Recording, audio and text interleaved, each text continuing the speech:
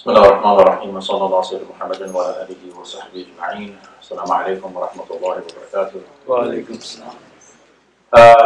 Thank you very much for the introduction. It's good to be MCC. Our topic today is losing their religion, the cause and the cure for apostasy, ridda, in Western Academy from Western universities.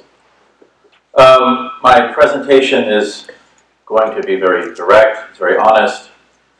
I don't pull any punches, I don't beat around the bush, I'm a pretty straight shooter, whatever else cliche you want to use. I'm going to tell you straight up what I think is happening in these colleges and universities and what our responses and our defenses should be. I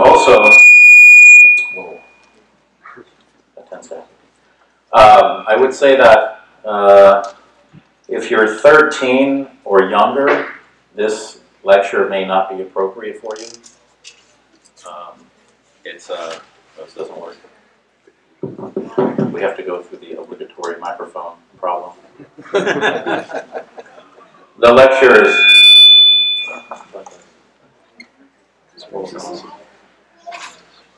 is rated PG-13. So parental discretion is advised. All right. To begin. I want to begin by reiterating some of the things I said in a khutbah about a month ago here at MCC to set the table, as it were, metaphysically. I'm new with technology, so if I do something wrong, if I forget to switch a slide or something, please let me know. I'm kind of a techno-peasant. But we need to grasp our own metaphysics. So Ibn Ajiba, who was a great metaphysician in our tradition, he said that every name and title of Allah subhanahu wa ta'ala has three aspects that relate to His creation. And Imam al-Ghazali says something similar. He has different terminology. But the terminology of Ibn Ajiba, he calls them ta'alluq, takhalluq, and tahaqquq. You can translate these something like association, appropriation, or assimilation, and actualization. So for example, he says, in his book on the commentary of the 99 names of Allah subhanahu wa ta'ala, he says one of the names or titles of Allah is Al-Malik, He's the King. How does this name associate with us? Well, it's simply a recognition that Allah subhanahu wa ta'ala is the King and we are His subjects, and that's it. Right? It's being cognizant of that fact. To be resigned to that fact. We might say, well, that's axiomatic, that's just self-evident. That's just a clear and distinct idea, as Descartes might say, but you'll be surprised how many people are not resigned to that, what we would consider to be a self-evident truth. So it's ta'alluq. And then takhalluq, appropriation or assimilation. So how do we assimilate, as it were, this name of Allah subhanahu wa ta'ala at our level? Well, just as Allah subhanahu wa ta'ala is the King of everything, we also must be kings of our subjects, right? So what are our subjects? Our faculties, our limbs, right? Imam al-Ghazali uses the analogy in the Ajaib al-Qalb, the marvels of the heart, the wonders of the heart. He uses the analogy of the heart being the castle in the kingdom, and there are certain inroads to the heart that destroy the heart. For example, the eyes, the ears, the tongue, the stomach, the genitals, the hand, and the feet. These must be protected. These are our subjects.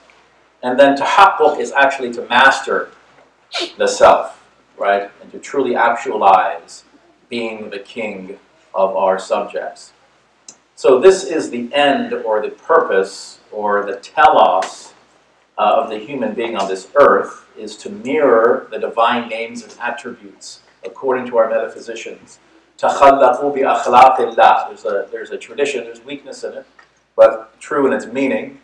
Adorn yourselves with the character of Allah subhanahu wa ta'ala, as the Prophet sallallahu alaihi wasallam did. In the Quran, Allah subhanahu wa ta'ala describes the Prophet sallallahu alaihi wasallam, bil mu'minin ra'ufur rahim. These are two divine names, but there are no definite articles. The Prophet ﷺ is, as it were, a mirror of the divine attributes at a human level. Whereas Allah subhanahu wa ta'ala, for example, is Ar-Rahman.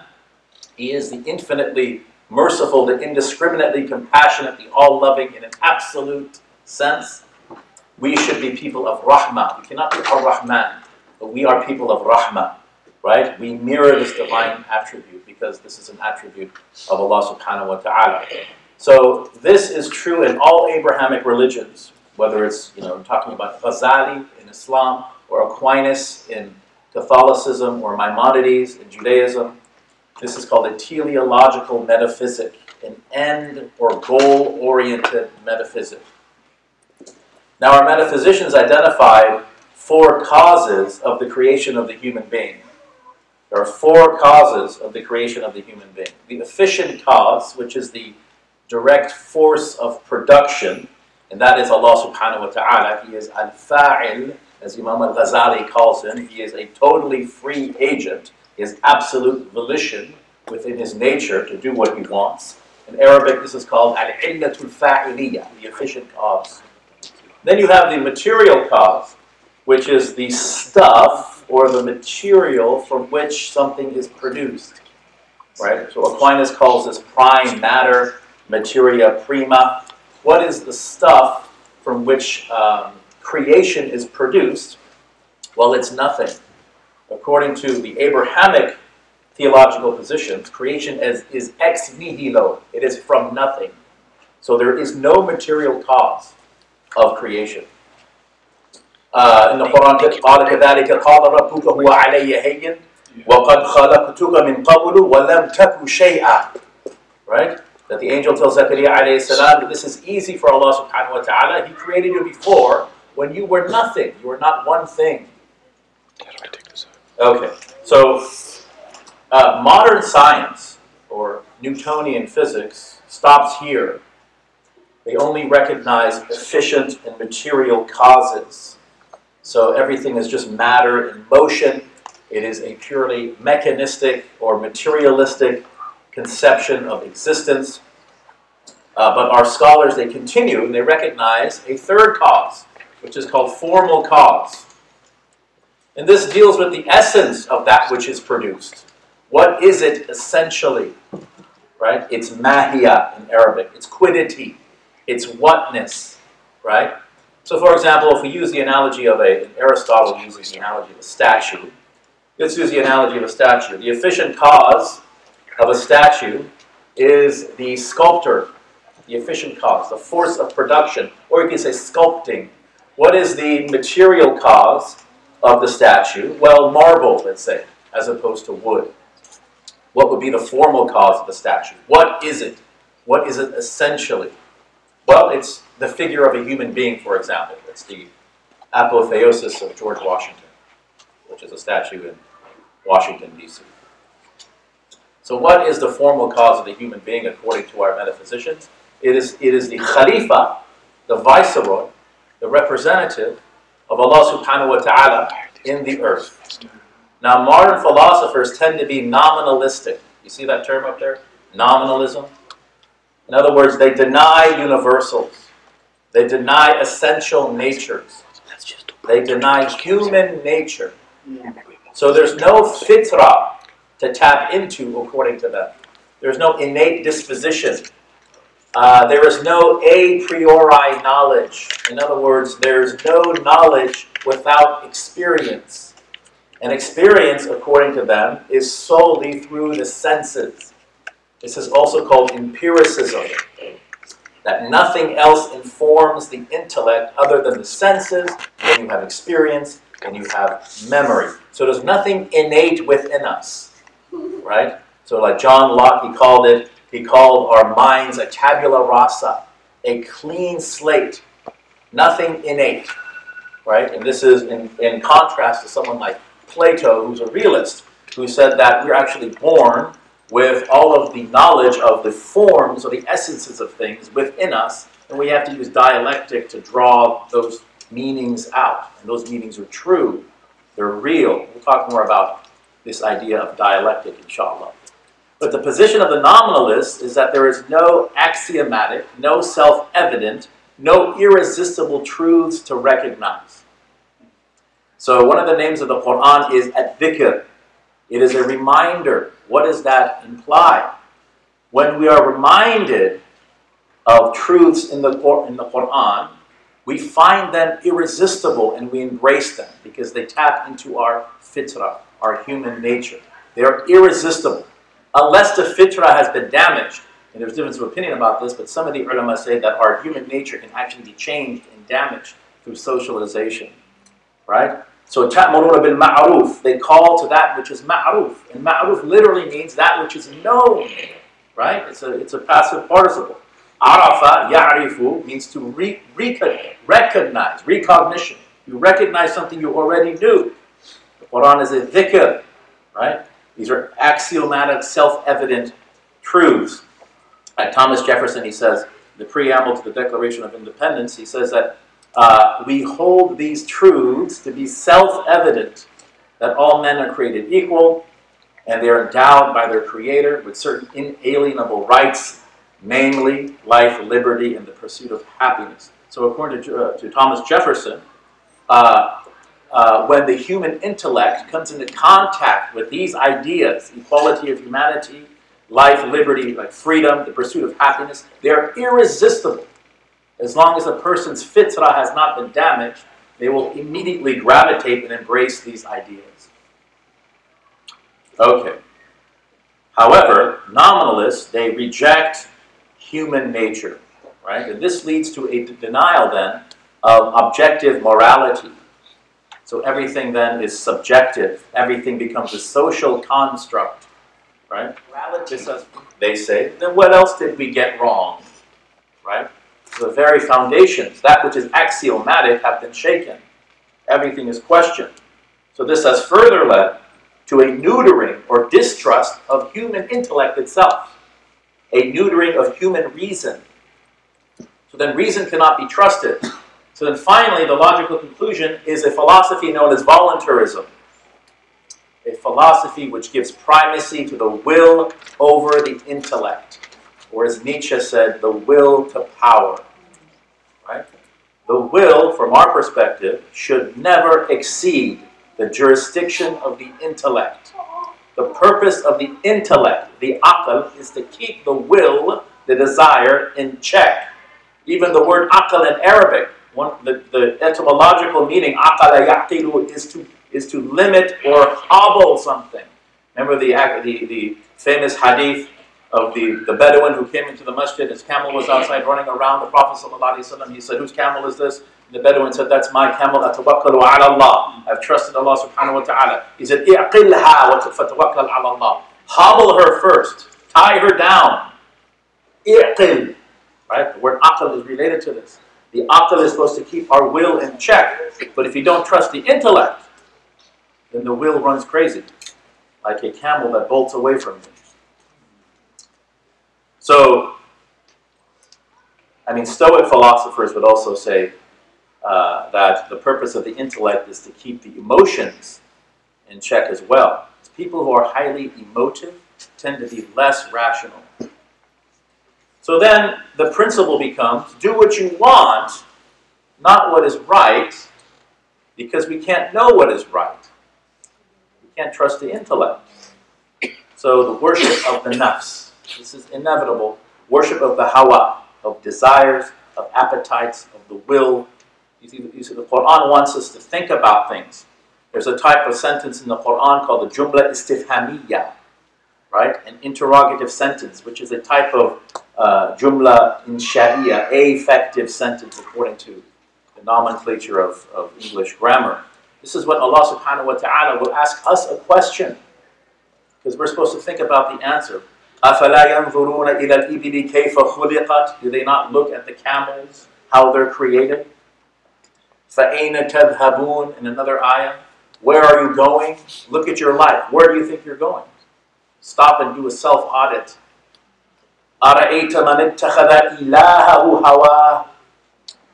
Have you seen the one who takes as his God his will, his desire, his passions, his caprice?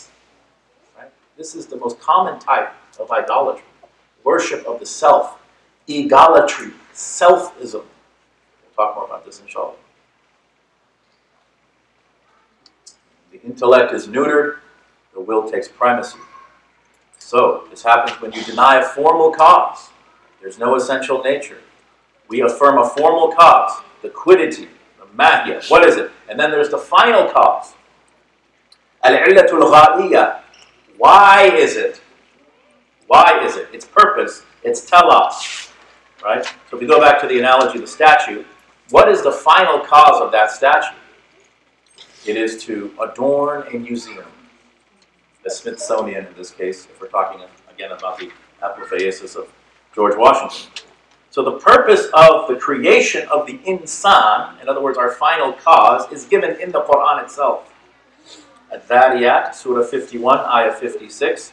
وَمَا خَلَقْتُ الْجِنَّ وَالْإِنسَ إِلَّا لِيَعْبُدُونَ. And Allah subhanahu wa ta'ala says this in the first person singular, وَمَا خَلَقْتُ, which is very rare in the Quran for Allah subhanahu wa ta'ala to speak in the first person singular. Usually he speaks in the plural. And then he gives an affirmation after a negation. If that, ba'da nafyin. Very strong statement rhetorically in Arabic. I did not create the jinn and ins except to worship me. And of course we're familiar with the opinion of Ibn Abbas. This is mentioned by Imam al-Baghawi in his tafsir. Ibn Abbas, he said that illa liya'budun is understood as illa liya'rifun. That in order to worship me is understood as in order to know me, have intimate knowledge of me, because he argues that true worship of Allah subhanahu wa ta'ala is predicated, or excellent worship of Allah subhanahu wa ta'ala is predicated upon deep, intimate knowledge of Allah subhanahu wa ta'ala. And if you had intimate knowledge of Allah subhanahu wa ta'ala, then you would necessarily love Allah subhanahu wa ta'ala. Well, how do we know Allah subhanahu wa ta'ala? As we said, by associating, appropriating, and finally actualizing the divine names and attributes to truly be representatives, khulafa of Allah subhanahu wa ta'ala upon the earth. To have i'tisam, a firm grip of the kitab of Allah subhanahu wa ta'ala. To have ittiba', which is adherence through imitation, adherence through mimesis, imitating the Prophet sallallahu alaihi wasallam. Allah subhanahu wa ta'ala says in the Quran, Surah number 3, ayah number 31, Ayatul Imtihan, وَإِن كُنْتُمْ تُحِبُّونَ اللَّهَ فَاتَّبِعُونِ. Say, if you really love Allah, then follow me. يُحْبِبْكُمُ اللَّهِ. Then Allah will love you. So, the final cause, according to our tradition, is wilaya. To love God and to be loved by God. This is the final cause of the creation of the human being. The final cause of the creation of the human being as it relates to this existence, to this earth. Okay, all of that was introduction. I'm going to take a breath and a drink. Okay, so this is our metaphysic. It recognizes human nature. Human nature is unique. It's dignified, and it is goal or end oriented. By contrast, the dominant epistemology today in Western academy, specifically American colleges and universities, is known broadly as postmodernism. Postmodernism includes various philosophical movements such as critical theory. Everything is challenged, especially religious tradition. Deconstructionism, which is the literary method of postmodernism. We'll talk about what that is. Post-structuralism, which seeks to end hierarchical structures. We'll talk about that. And of course, neo-Marxism, a political ideology. This is really our challenge, postmodernism. We need to understand what it is, how to deal with it, or else this pandemic of ridda, of apostasy, will continue and continue. In contrast to pre-modernism and modernism, postmodernism is a revolt against faith and reason, against religion and rationality. First of all, a quick book recommendation. A book that I greatly benefited from is this book here. It's called Explaining Postmodernism. You can take a look at it after. Explaining Postmodernism, Skepticism and Socialism, from Rousseau to Foucault, by Stephen Hicks, who's at Rockford University in Illinois. It is a brilliant book that not only deals with the philosophy of postmodernism, but its historical development, and political underpinnings as well. I've been through 10 years of graduate school in the Bay Area. I'm a professor in a very academically rich environment in Berkeley, so I interact with undergrad and grad students all the time. So I have a bit of experience with the academic culture, really the monoculture, if you will, of modern universities, and its detrimental effects upon religiously confessional students, whether they're Muslim, Christian, or Jewish. This is an Abrahamic crisis. It is an Abrahamic crisis. Postmodernism is everywhere in the academy, really since the 1990s. If you've ever attended a public university, it doesn't matter if you were an English major or a history major or a chemistry major or a math major, you have been subtly indoctrinated by professors espousing postmodernist theories and ideas. There is really no way around it. It is an all-pervasive monoculture. These ideas, in my opinion, are nothing short of satanic, albeit implicitly satanic, and thus absolutely poisonous to religious traditionalists in the academy. And this is what the shaitan does. So we need to understand the modus operandi, the MO of the shaitan. He calls to infidelity. إِذْ قَالَ لِلْإِنسَانِ أُكْفُرْ. It's quoted in the Quran. And shaitan says to the human being, disbelieve. So apostasy, ridda, which is spreading in academia like butter on toast, is usually commensurate with a satanic presence. Apostasy and Satanism go hand in hand. And when you hear about Satan, don't be dismissive. Don't roll your eyes in disdain and ridicule. About a minute ago, when I first mentioned satanic, I actually noticed in this room people kind of smiling and rolling their eyes. This is a gravely important matter if we're believers. In the Quran, Allah subhanahu wa ta'ala, He refers to the Prophet Muhammad sallallahu alaihi wasallam as uswatun hasana one time in the Quran. A beautiful example. Allah subhanahu wa ta'ala mentions al-Islam, the name of our deen, 8 times in the Quran. Yet Allah subhanahu wa ta'ala refers to the shaitan as adu mubin at least 15 times in the Quran. A clear, open, unambiguous enemy. Just look at a concordance. We need to take Satan seriously. Allah subhanahu wa ta'ala does not mince his words. He is direct. He is straightforward. There is a reason for this repetition. There's an old saying from a popular movie. It says, the greatest trick the devil ever pulled was convincing the world that he didn't exist. Even a lot of Muslims, if you say, for example, don't go out at night, the demonic presence is very active, or if you say protect yourself with wudu, with azkar, with awrad, they say, really, in this day and age? One of my favorite sayings is actually from Paul in the New Testament. You'll figure, Ephesians. Very interesting. He says, our battle is not against flesh and blood, but rather with principalities of darkness in the world and against spiritual wickedness in high places.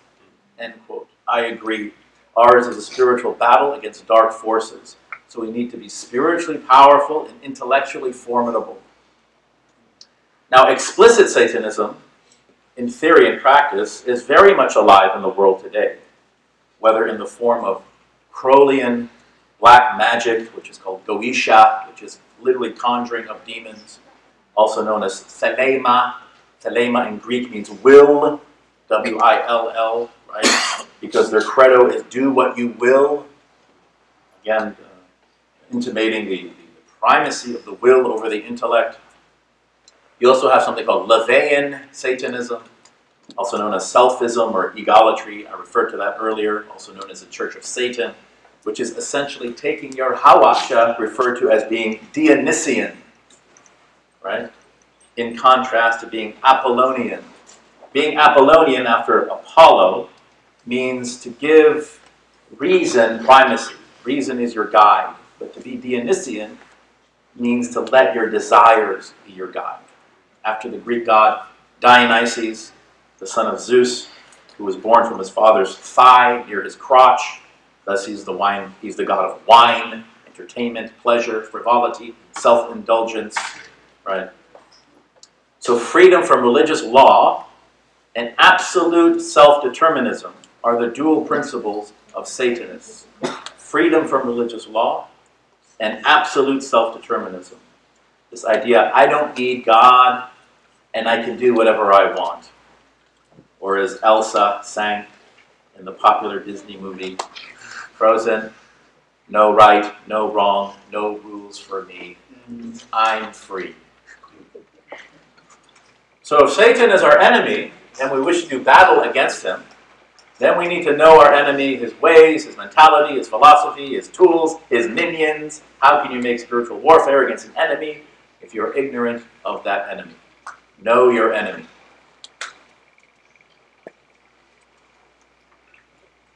There was a wise man, Kung-Futsu, also known as Confucius, the greatest of the axial age sages of the Iron Age.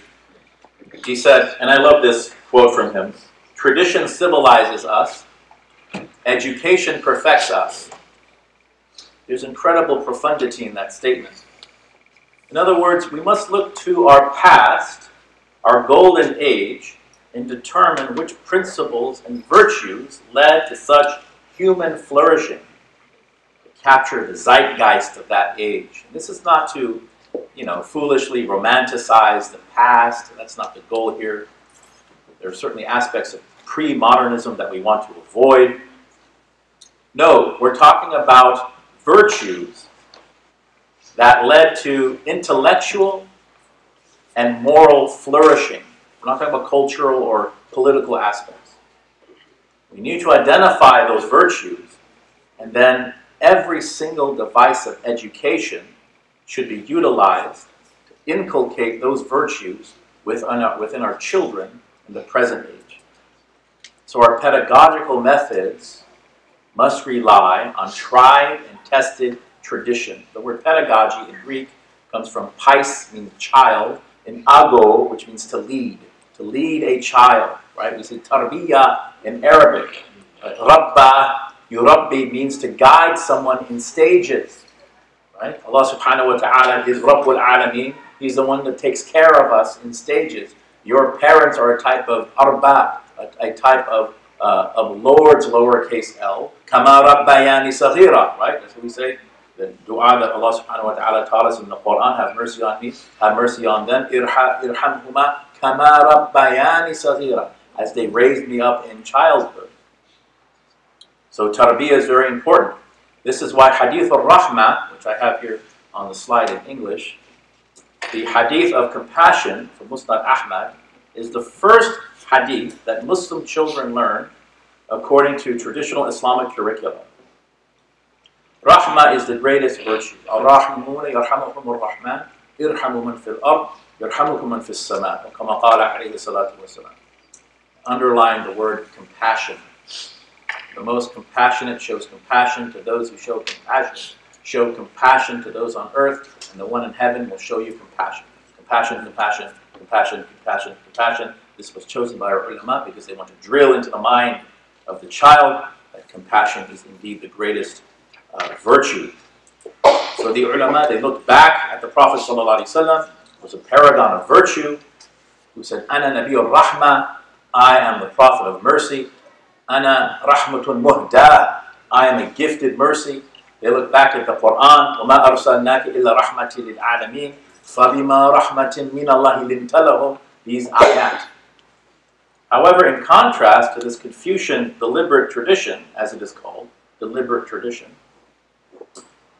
traditional value systems in general are perceived as the enemies of humanity by postmodernists.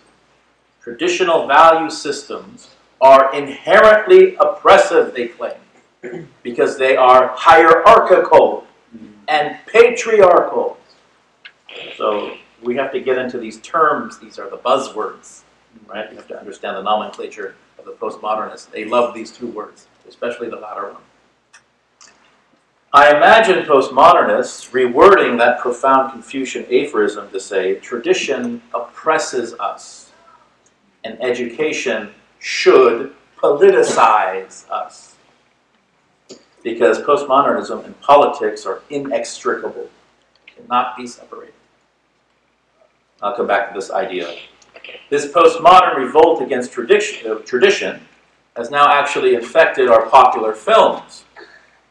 So hypocritical Hollywood, sometimes called Hellywood, hella weird, with its putrid and shameless culture of transactional sex, prostitution, self-aggrandizement, holds in its hand one of the most powerful tools by which to indoctrinate masses of human beings. I mean, you just think about the popularity of the Star Wars franchise. Tens of millions of people over the last 40 years are obsessed with Star Wars. But ever since Disney has taken over in 2012, Star Wars has noticeably changed its tone. For example, in The Last Jedi, Kylo Ren says to Rey, both millennials, we would call them, quote, "Let the past die. Kill it if you have to," end quote.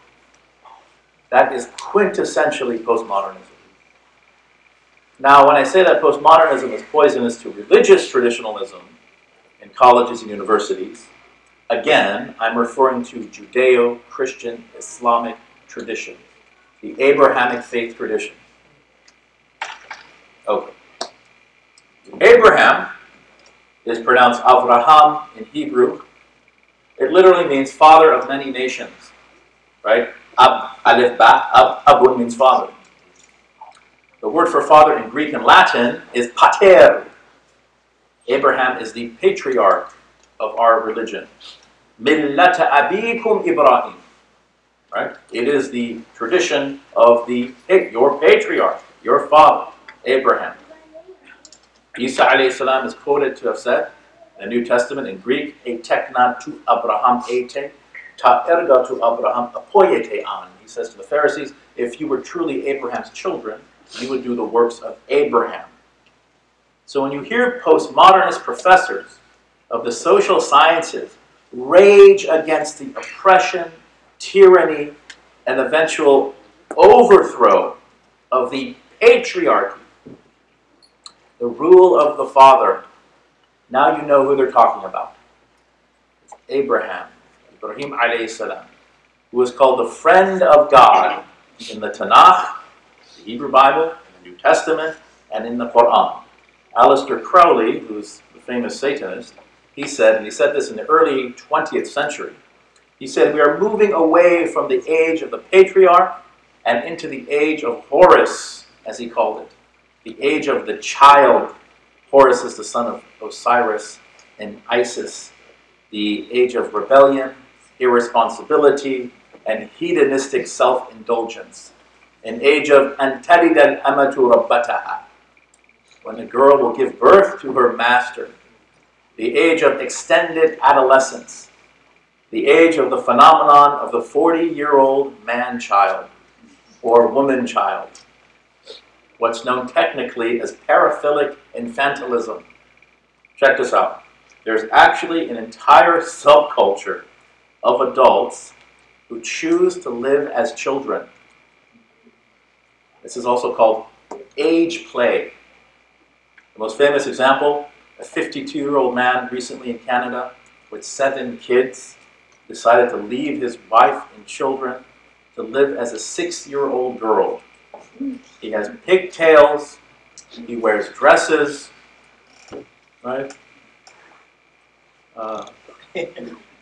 This is what's happening. You also have an entire subculture of adults living as dogs. It's called pup play. And what a surprise, the vast majority are homosexual men, smelling each other's behinds. I try not to use the word gay. I don't allow people to pressure me into using politically correct language unless I want to. Gay has a good meaning. I will not equate it with sexual perversion. The word gay is found in iconic Christmas songs. Deck the halls. Don we now our gay apparel. When I was a kid, we watched reruns of the Flintstones. Right? We'll have a gay old time. Christmas and children have nothing to do with sodomy. I will not associate the two. So this is an age of shamelessness, of doing what thou wilt, which is, of course, again, the credo of Crowleyan Satanists. It's interesting, there's a hadith in the Arba'in of Imam Nawawi. The Prophet ﷺ says, I'm going to tell you something that every prophet told his people. إِذَا لَمْ تَسْتَحْيِي فَاسْنَعْ مَا شِئْتَ. If you have no shame, then do what thou wilt. Right? So it's not, okay, I don't have any shame, I'll do it. No. The point is, you have to have shame. You can't do what thou wilt. Now, with that said, imagine an 18-year-old Quran and Sunnah-believing student entering into these institutions, institutions that have literally declared ideological warfare on Abrahamic morality. What do you expect will happen to his faith if he is not prepared for the intellectual battlefield? He'll be ripped apart, chewed up, and spit out. Let's talk more specifically about postmodernism. Let's unpack the ideology a bit more.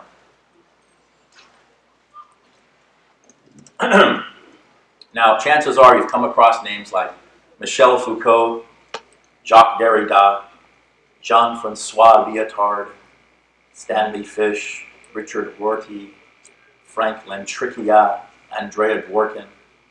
If their names are not familiar, their ideas will be, certainly. They are the major players.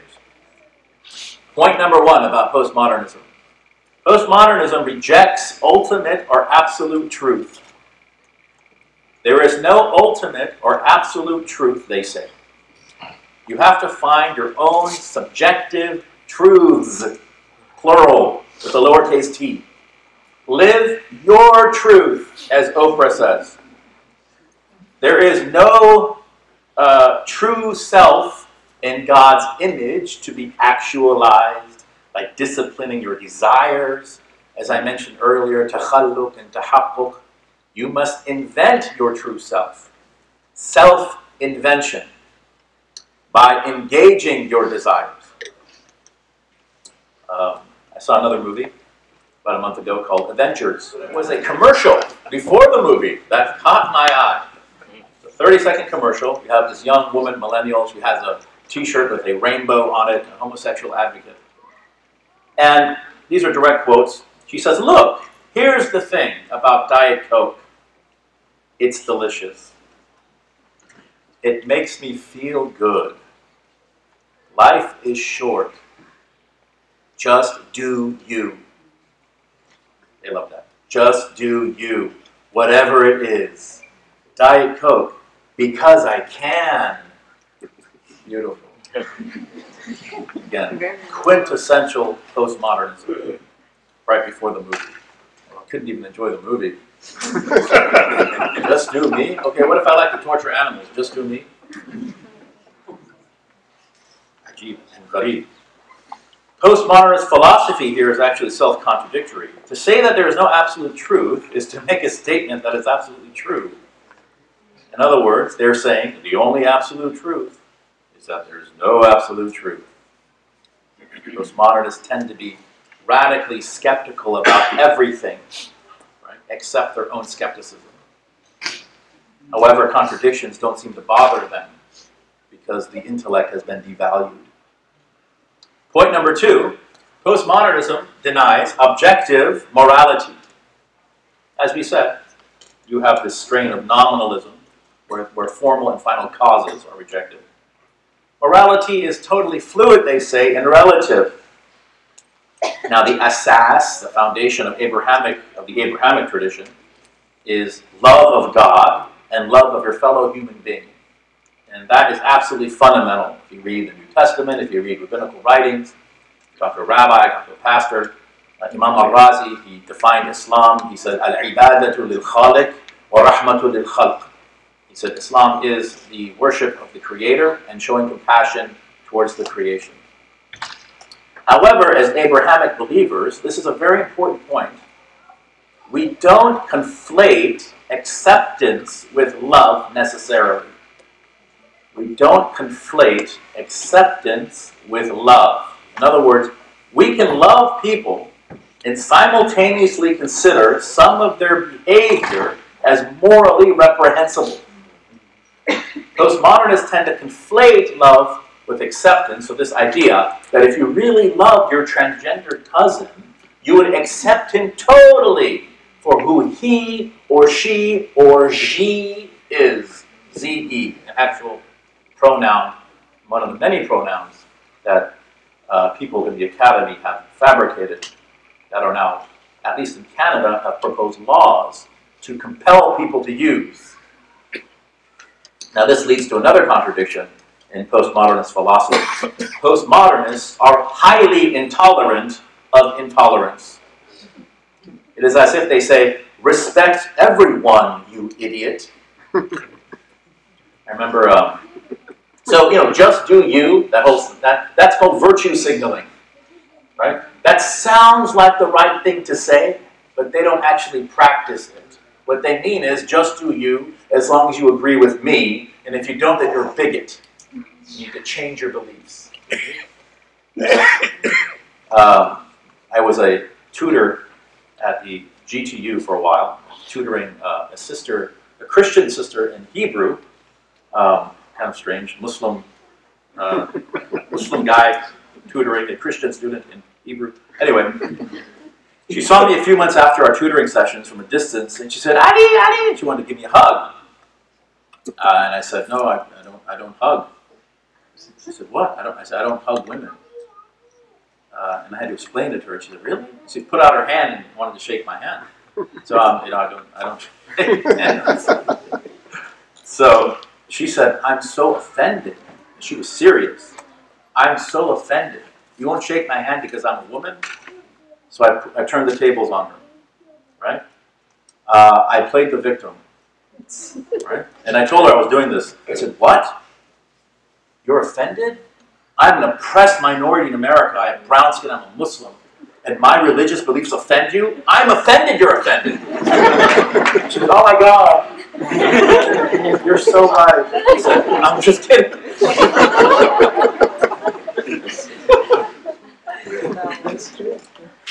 But this is why traditional or religiously confessional students, mu'mineen, are so reluctant, that is to say, afraid, to take a theological or moral stance in a university classroom.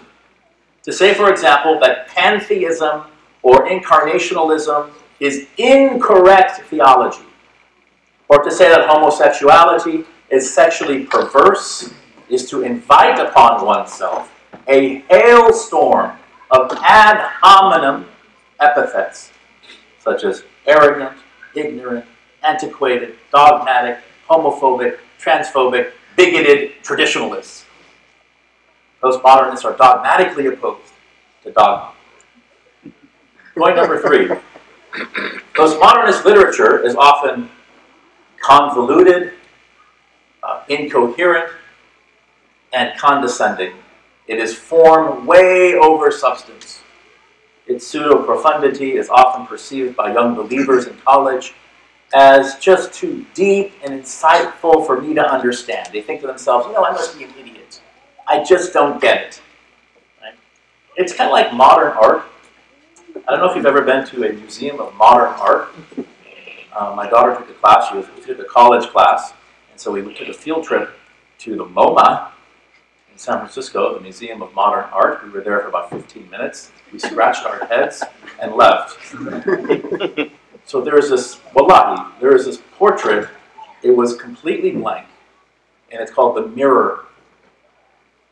And there's this crowd of people looking at it going, "Oh, wow. What is this? It's so profound." And I kind of look at my daughter like, "Are we looking at the same thing?" There was this pile of sticks in the corner. Pile of sticks. And people were looking at it. Amazing sculpture. Amazing work of artists. There was another one, wallahi. I felt like my 4-year-old could have done a better job. It was crayon scribbles. Wallahi. It was crayon scribbles. Yeah. And people looking at it, wow. People were like having these cathartic experiences. We assume it must be deep and profound because it's in a museum, but it's the emperor's new clothes. There's nothing there. This is how their literature is. Postmodernist literature, it sounds deep and profound. It is nonsense. Nonsense.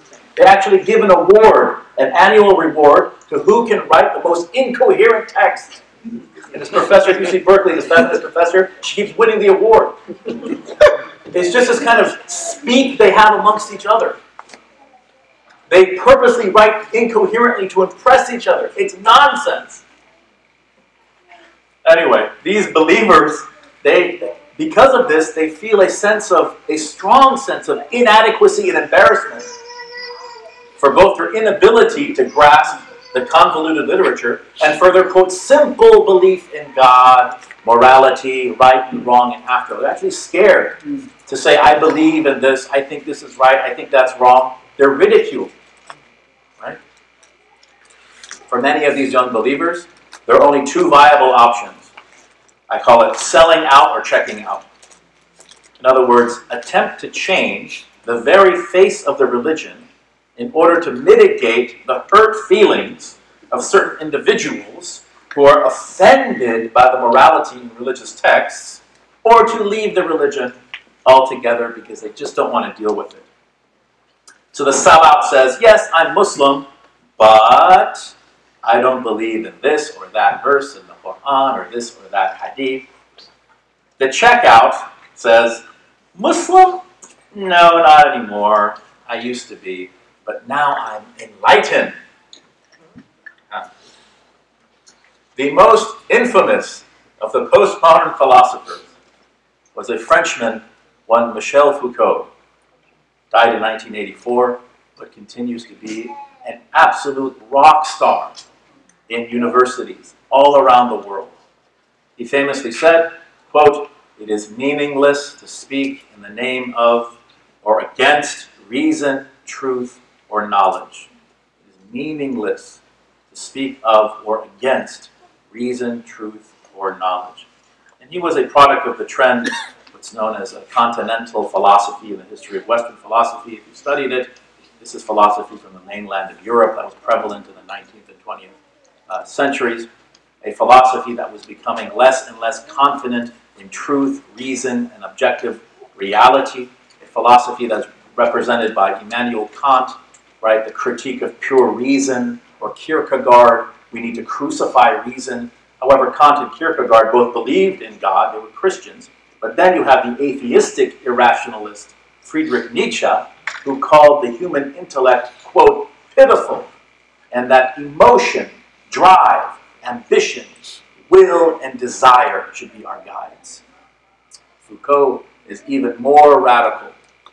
By the way, Foucault was a drug-addicted homosexual Maoist who died of AIDS in 1984. He actually fell in love with the pre-AIDS San Francisco gay bar scene of the early 1980s.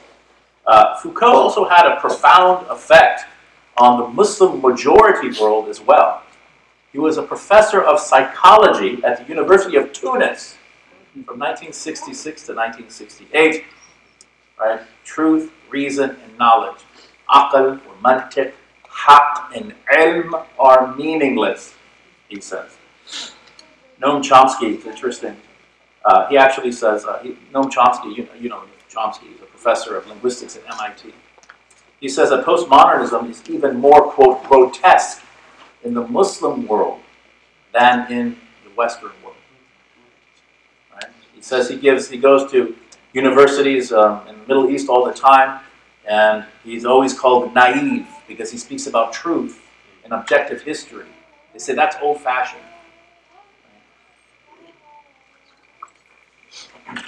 So reason is meaningless, they say. Now reason is limited, that's true, but is it meaningless?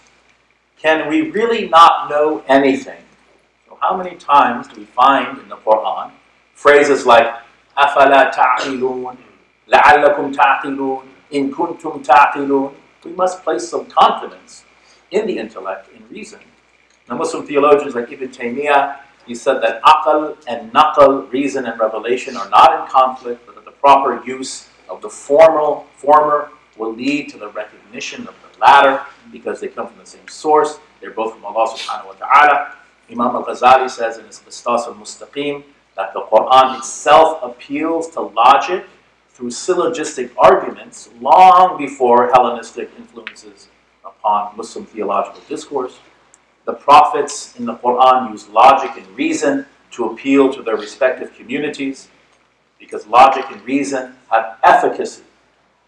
For example, in the Quran, Badi' as-samawati wal-ard, Allah subhanahu wa ta'ala is called Badi', which is the efficient cause, the originator of the laysa kamithlihi shay'un. There is nothing like him whatsoever. He transcends space, time, and materiality. Cause and effect do not apply to him, or else you're stuck in infinite regress, which is repugnant to the intellect. That's just one example. So if you're a Muslim educator, professor, a chaplain, a teacher, from graduate school to Sunday school, it is your duty to say to these young people, Sadaq Allah, Allah speaks the truth. فَاتَّبِعُوا مِلَّةِ إِبْرَاهِيمَ حَنِيفًا. Follow, have ittiba'. What is ittiba'? Adherence to imitation. Adhere to the tradition of Ibrahim alayhi salam, the archetypal monotheist. Edward Lane, he actually says that in his famous lexicon, that ittiba' always has an element of imitation, mimesis. Now Allah subhanahu wa ta'ala also says in the Quran, لا تتبعوا خطوات الشيطان. Don't adhere to the footsteps of Satan. فَإِنَّهُ يَأْمُرُ بِالْفَحْشَاءِ وَالْمُنْكَرِ. Because he calls or he orders to perversity and falsehood. Perversity and falsehood. So these words are in the Quran. They have meanings. They're normative definitions. They are defined by the Quran and Sunnah. The Quran is theologically and morally judgmental. You cannot avoid it. Everybody is judgmental. Everybody. The Quran is theologically and morally judgmental. And we must be prepared with reason to defend those judgments without apology. Even if people have discounted reason, continue to be reasonable. It is our reason that makes us human. It is our differentia, as Aristotle said. We are the rational animal. Reason will win in the end. Emotional incontinence cannot be sustained. People get tired of emotion, but they will not tire of reason. So we must employ dialectic. Dialectic is the Socratic method. What is dialectic? Dialogue and debate based on asking and answering questions to stimulate critical thinking in order to tease out the truth, true knowledge, as opposed to rhetoric. Dialectic leads to knowledge, right? Rhetoric leads to opinion. What is rhetoric? Sophistry. Just trying to get your own opinion across. You don't care about truth. It's like a defense lawyer who knows his client is guilty, but he doesn't care. He's not trying to get to the truth. He's trying to get his client acquitted. He only cares about persuasion. So Aristotle said there are 3 modes of persuasion. It's very important. 3 modes of persuasion, of effective communication. These are the Greek terms. They're pronounced logos, ethos, and pathos. Logos, or logos, is a reference to logic. You're using facts and figures. Right? Ethos is a reference to the speaker himself or herself, that they have a good disposition, that they have a good reputation. And then pathos is its emotional appeal. So the rhetorician, the sophist, primarily appeals to pathos. He wants to emotionally manipulate you. Whereas the dialectician primarily appeals to logos and ethos, because he wants to get to the truth. In the Quran, "Ud'u ila sabili rabbik," call to the way of your Lord, bil hikmah wal maw'idatil hasana, with wisdom. And the ulama say here, the meaning of this is with dala'il, rational, aqli, and scriptural proof texts. Right? With logos. وَمَوْعِدَةِ الْحَسَنَةِ, and with a good disposition, with good ethos. وَجَادِلْهُمْ بِالَّتِي هِيَ أَحْسَنُ, and debate with them in ways that are better than what they're doing. They're sophists. They're rhetoricians. They're going to play the victim. You've offended me. They're going to use ad hominem attacks. Keep your cool and use facts and figures. Use logic. Use logos. Use appeal to the intellect. So our young people need prophetic advice. The Prophet ﷺ, he said, قُلِ الْحَقِّ وَإِنْ كَانَ مُرًّا وَلَا تَخَفِّ اللَّهِ لَوْمَةَ لَائِمٍ أو كما قال عليه الصلاة والسلام. Speak the truth, even if it's bitter. قُلِ الْحَقِّ, there is truth. It's not relativism. He says, speak the truth, even if it's bitter. And don't be afraid of people. Morality is not subjective. Truth is real. Falsehood is real. We need to stand up for it. Stop being afraid. A man came to the Prophet ﷺ and said, give me some advice. He said, قُلْ آمَنْتُ بِاللَّهِ ثُمَّ اسْتَقِمْ. He said, say, I believe in Allah subhanahu wa ta'ala, and be theologically and morally steadfast upon that. And I always say this, if people think you're weird, that's fine. The Prophet said, فَتُوبَ لِلْغُرَبَاءِ, glad tidings to the weirdos. We should be weird. In this day and age, if we're not weird, we're doing something wrong. Really, wallahi. We should stand down. And if people disagree with you, fine. لَكُمْ دِينُكُمْ وَلِيَ دِينٍ. You ever heard of that? You ever thought about that? You have your religion, I have my religion. You have your way of life, I have my way of life. You have your theological beliefs, or lack thereof. You have your ideas of morality and nature and nurture and all of that, and so do I. Don't tell me what to say or do. I won't tell you what to say or do. This should really be our attitude, right? Because we're living in the Meccan phase.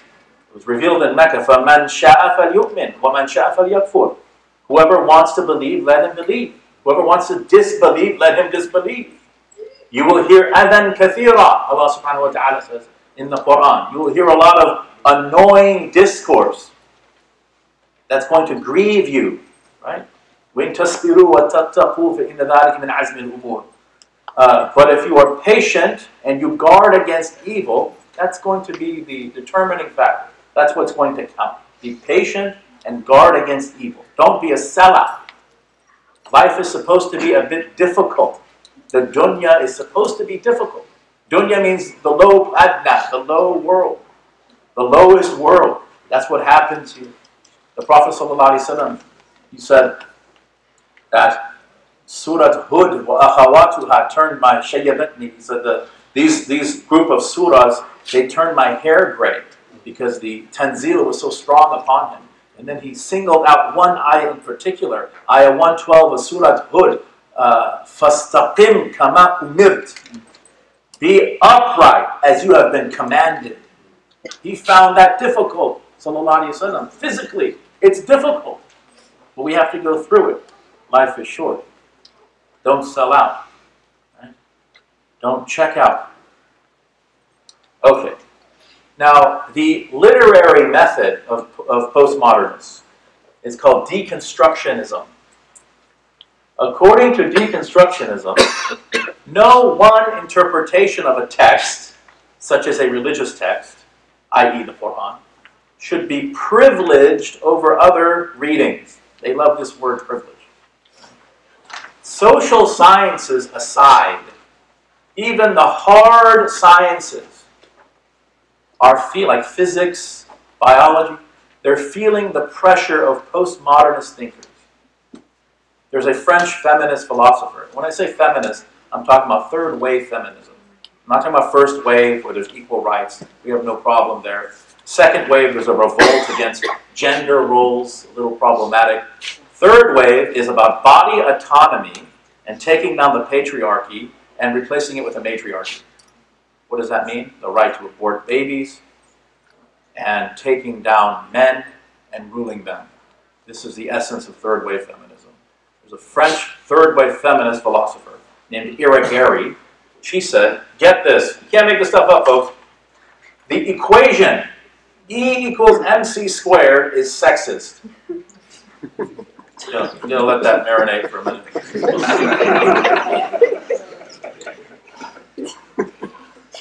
What? Why? Because it privileges the speed of light over other light. Apparently there are now an infinite number of genders. Aql and naql, reason and scripture, say there are two genders, XY, XX, dhakar, untha. We are told by postmodernists, social scientists, we're told by Zuckerberg, we're told by gender theorists at the university. Gender theory, interesting. We're told by gender theorists at the university that people who maintain this rigid binary are bigots. You're just not woke. Get woke. Get a book, not get woke. Why Gender Matters. Dr. Leonard Sachs. Extraordinary text. Before it's banned, and I mean that, California Assembly Bill 2943 already proposed the banning of books that are offensive to the LGBTQIA community. California legislation is trying to ban books that seek to reform homosexuals and declare them hate speech. What is the natural progression? This makes Christians very nervous because homosexuality in the Bible is immoral. We say, well, good riddance, Christianity. No, wrong attitude. They come for you tonight, they're coming for us in the morning. We're next.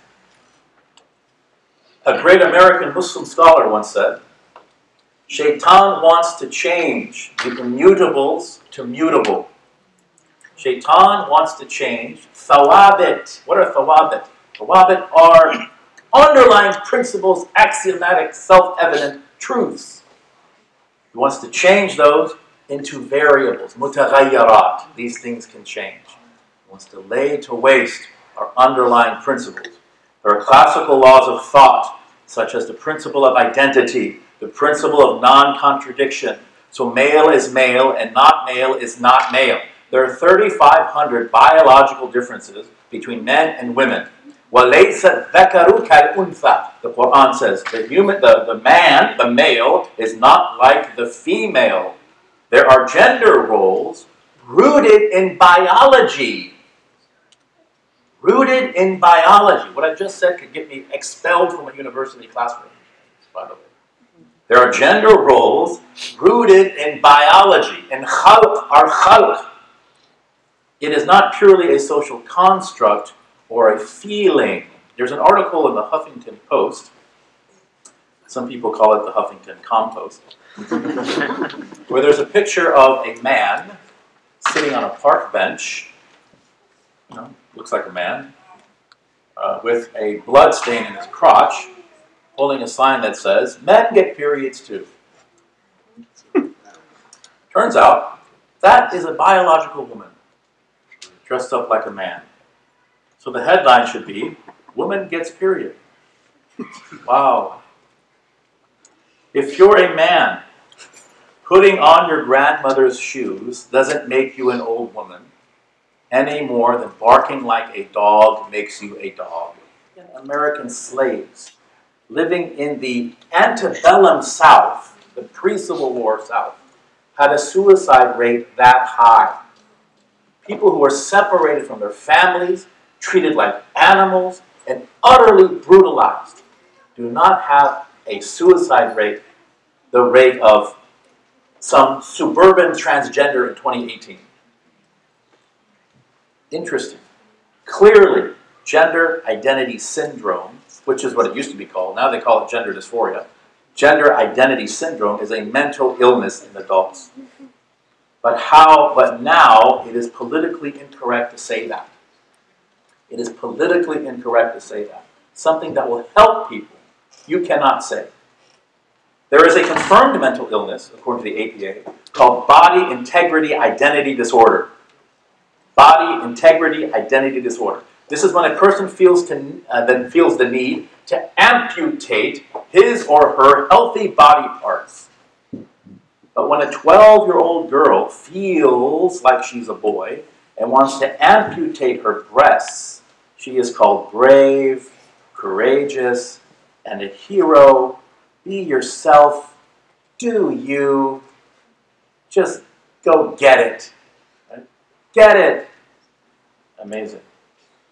There was a Google engineer, James Damore, I don't know if you've heard of him, who was fired from Google because he wrote a memo suggesting that biological differences between men and women help explain the differences of their career choices. He's absolutely right. And he was fired because it's not PC to say that. In other words, the STEM fields, science, technology, engineering, and math, contain more men than women because women are not nearly as interested in those fields as men are. There are also a lot more men in construction, sanitation, and plumbing because women are not interested in those jobs. From a theological standpoint, it is Satan who wants to blur the lines of gender.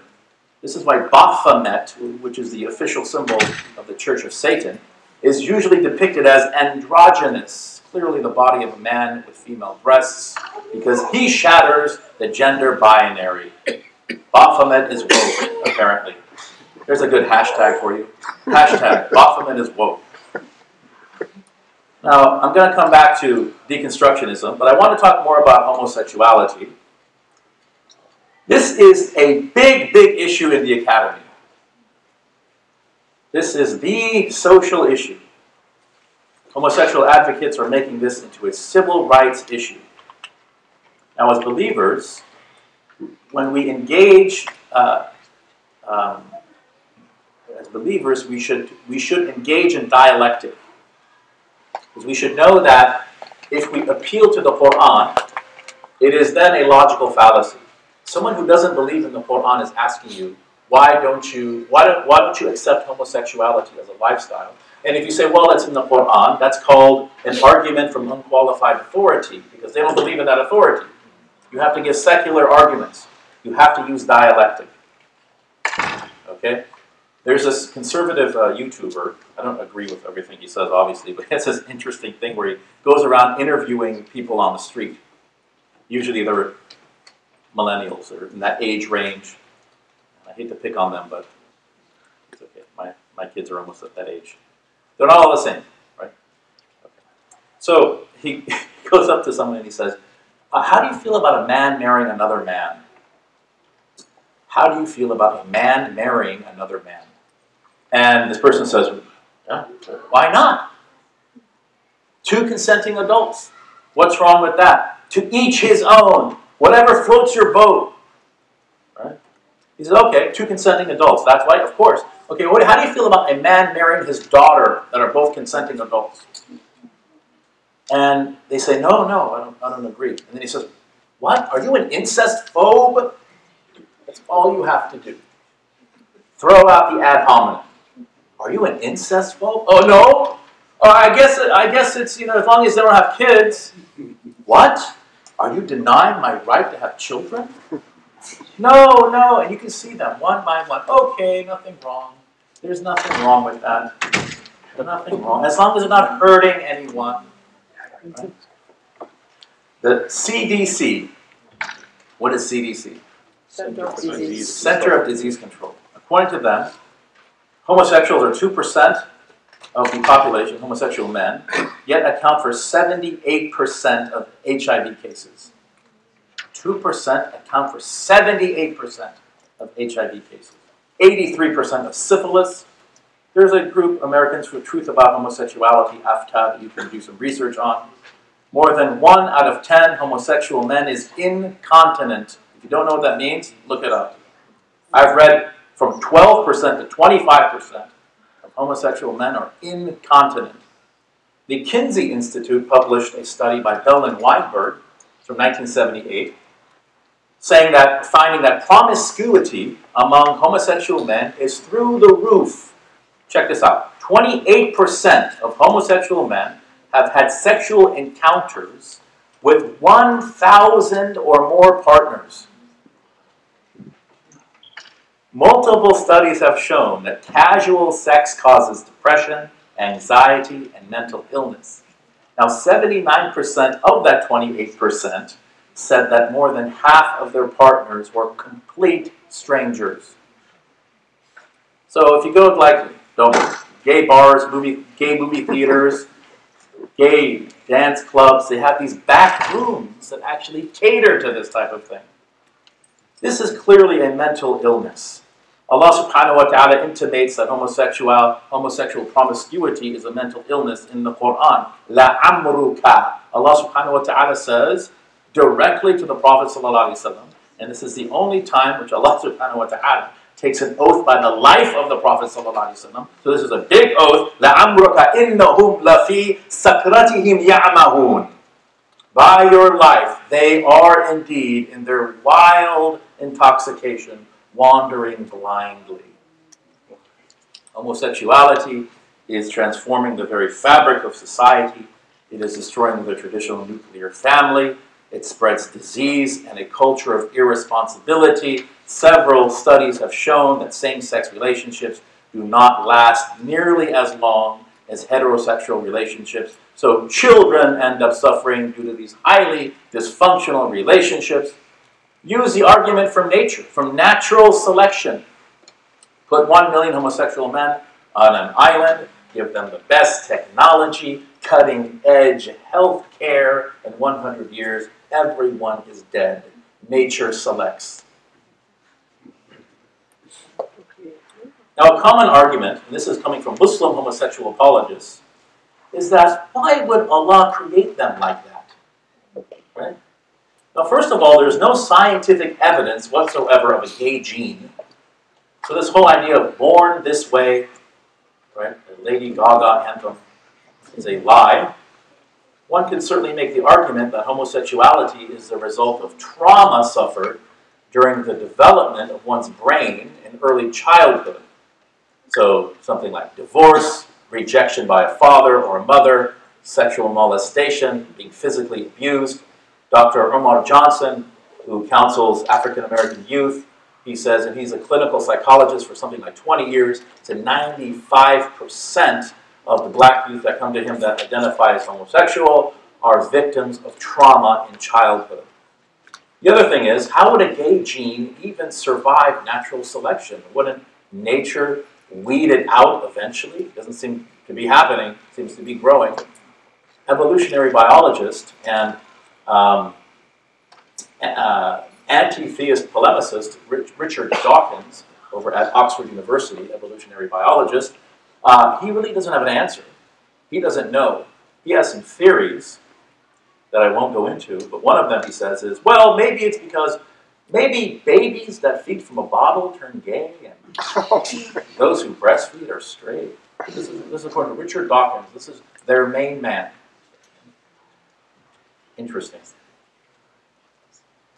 Well, going back to this question, why would Allah create them like that? Let's just entertain the premise for now. Okay, that's how they were created. This is similar to the transgender thing. What about a child born in the Congo into abject poverty, to a single mother who is HIV positive because of a vaccine that she took, yet that child never complains? Welcome to the dunya. Life is hard. We are in no position to judge Allah subhanahu wa ta'ala. There are children born blind with major mental and physical disabilities. This is qadar. There are men who are born with proclivities towards children. Do we ask, why did Allah create them like that? No, we expect them not to act out on their perversions. Okay, switching gears here, go back to Deconstructionism. According to Deconstructionism, there are no right and wrong readings of any text. There are no true and false readings. The idea of a meta-narrative. A meta-narrative is to say is a standard interpretation of a text that shaped religious orthodoxy. These are summarily rejected by postmodernists. All readings are valid and equally important, they say. What is demanded, what is only demanded, according to another infamous postmodernist American professor named Stanley Fish, is to be, quote, interesting. Just be interesting. Not to be right or correct, because right, correct, normative, orthodox, these do not exist, according to them. Just be interesting. As long as it's entertaining, as long as it feels great. So now we have in religious departments and seminaries a method of interpretation known as radical hermeneutics. Radical hermeneutics of sacred texts, like queer hermeneutics. For example, we have Muslims in the seminary justifying homosexuality based on the Quran. I don't know how on earth one would even do that, but they managed to do it somehow. They say things like, no, the Quran is not forbidding homosexual acts. It's only saying not to rape each other.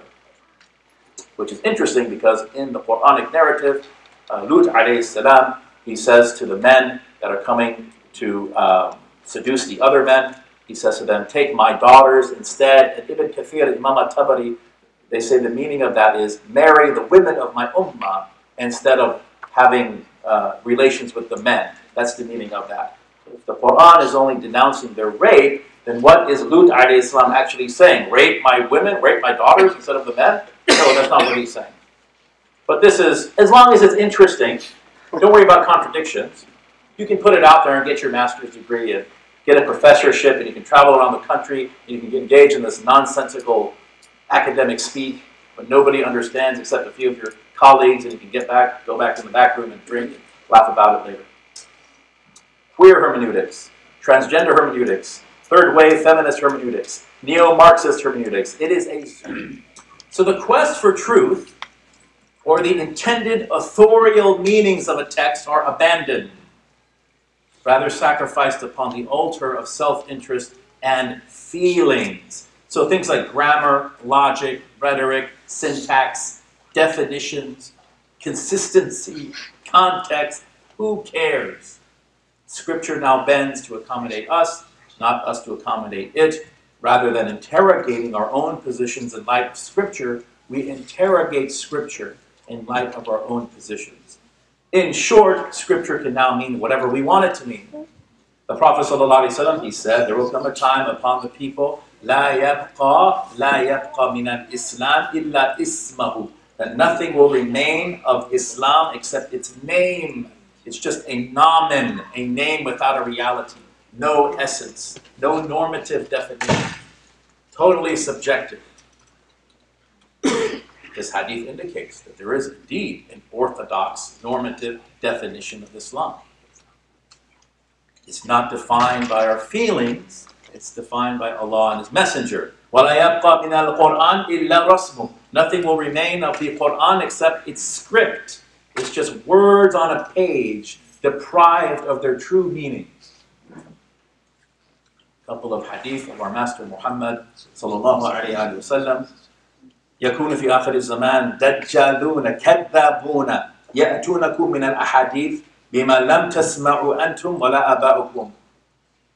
At the end of time, there are going to be flagrant, habitual liars, imposters, who will make statements that neither you nor your ancestors or forefathers have ever heard. In other words, according to the ulama, they will say things that are absolutely irreconcilable with our faith tradition that no Muslim has ever heard, yet they will justify themselves religiously. This is already rampant in biblical studies.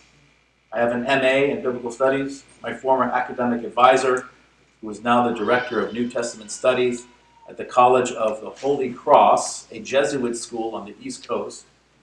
This man said, and there's a huge uproar about it, he said, I'm not going to say, but one of the greatest prophets, he said, was, quote, a gay, gender-fluid drag king. This is postmodern, radical hermeneutics at its worst. لا يذلونكم. Beware of them. ولا يفتنونكم. Lest they misguide you or involve you in their fitna. what is the role of the ulama during this troublesome time. The hadith al-Bayhaqi, يحمل هذا العلم من كل خلف عدوله ينفون عنه تحريف الغالين وانتحال المبتلين وتأويل الجاهلين أو كما قال عليه الصلاة والسلام. This sacred knowledge will be borne by reliable authorities of each successive generation. They will remove from it the alterations of those guilty of exaggeration, the plagiarism of the corrupt, and the interpretations of the ignorant. We're coming down to the end, folks. And we'll open it up for some comments and questions. A little dialectic, inshallah. We have until 4 o'clock, so. This is my 10th slide. I only have 11. Another pillar of postmodernism is named Frank Lantricchia. He said that the very purpose of a college education is to exercise power for the purpose of social change, not to pursue virtue or truth. Why? Because truth is meaningless and virtues are relative. Everything is power plays. Life is all about power, they say. Human beings don't act out of piety or morality. They just want power. In other words, according to postmodernists, the only worthwhile purpose of a college education is to create political activists. So postmodernism clearly has Marxist underpinnings, which are further highlighted by its relentless demand for radical egalitarianism in order to create some sort of communist, godless, raceless, genderless, classless utopia on earth where technology reigns supreme. Now, we have to pursue justice, no doubt about it.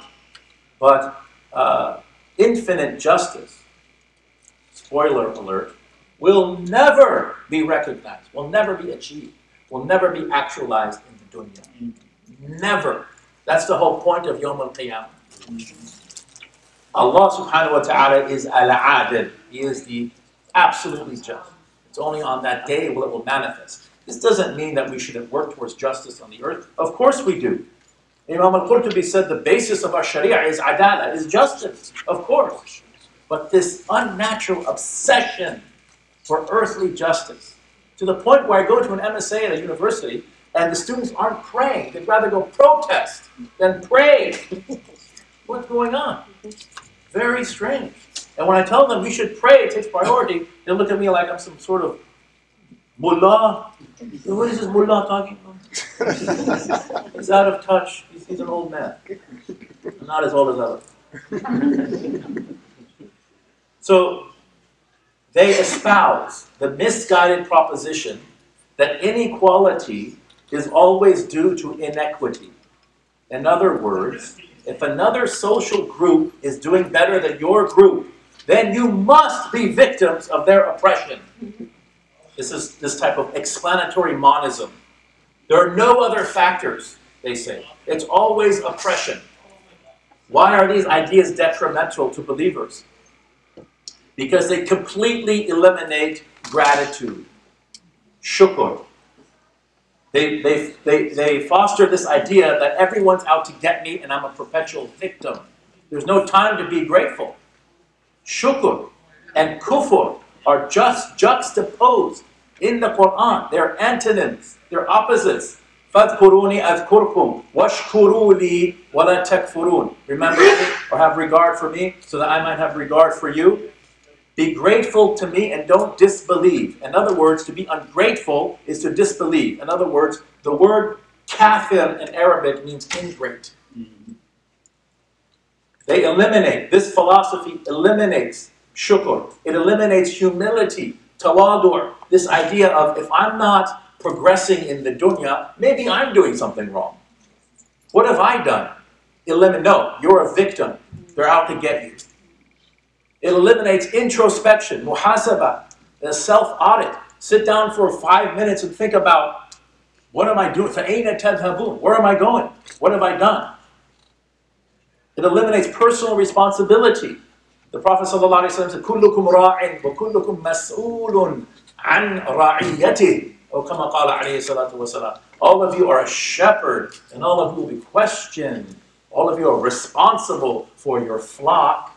Who are your flock? Your intellect, your faculties, your limbs, your children, your spouses, your parents. You'll be questioned. Personal responsibility. These ideas coming out of the university, they promote self-victimization. And to play the victim, according to Roger Scruton, is an assault on rationality in the public discourse. It is a cop-out. It is lazy. We must take ownership for ourselves. We must stop blaming other people for our problems. The Prophet ﷺ did not victimize himself. One of my teachers mentioned the Satan versus Adam paradigm, the satanic versus Adamic paradigm. That Shaitan, when Allah subhanahu wa ta'ala expelled him from the garden, he said, فَبِمَا أَغْوَيْتَنِي, because you caused me to err, you did this, I will lie in wait for them, your servants. I'll come at them from all directions. Shifts responsibility, victimizes himself. You did this. It's like this. Why would Allah create people like that? Why did Allah do that? Wallahu yaf'alu ma yurid. Allah subhanahu wa ta'ala can do whatever He wants. Who the heck are you to question Allah subhanahu wa ta'ala? Nothing. You don't need to exist. If you died tomorrow, your neighbor will be eating his Cheerios, and you'll think for a second, oh, that guy died? Can you pass the milk? You're not that important. Really. Sorry to be so expressive. But Adam, Allah subhanahu wa ta'ala is a doer of everything. That's the theological point. He does everything. But look at the attitude. Because you did this to me. That's Shaitan. What Adam alayhi salam? Rabbana and Eve. Rabbana is in the plural. This is a first person common plural. So Eve alayhi salam is also making this dua. Rabbana zalamna anfusana wa in lam taghfir lana wa tarhamna lanakunanna min al-khasirin. Oh our Lord, we wronged ourselves. And if you don't have mercy on us, we will be lost. See the difference? One self-victimizes.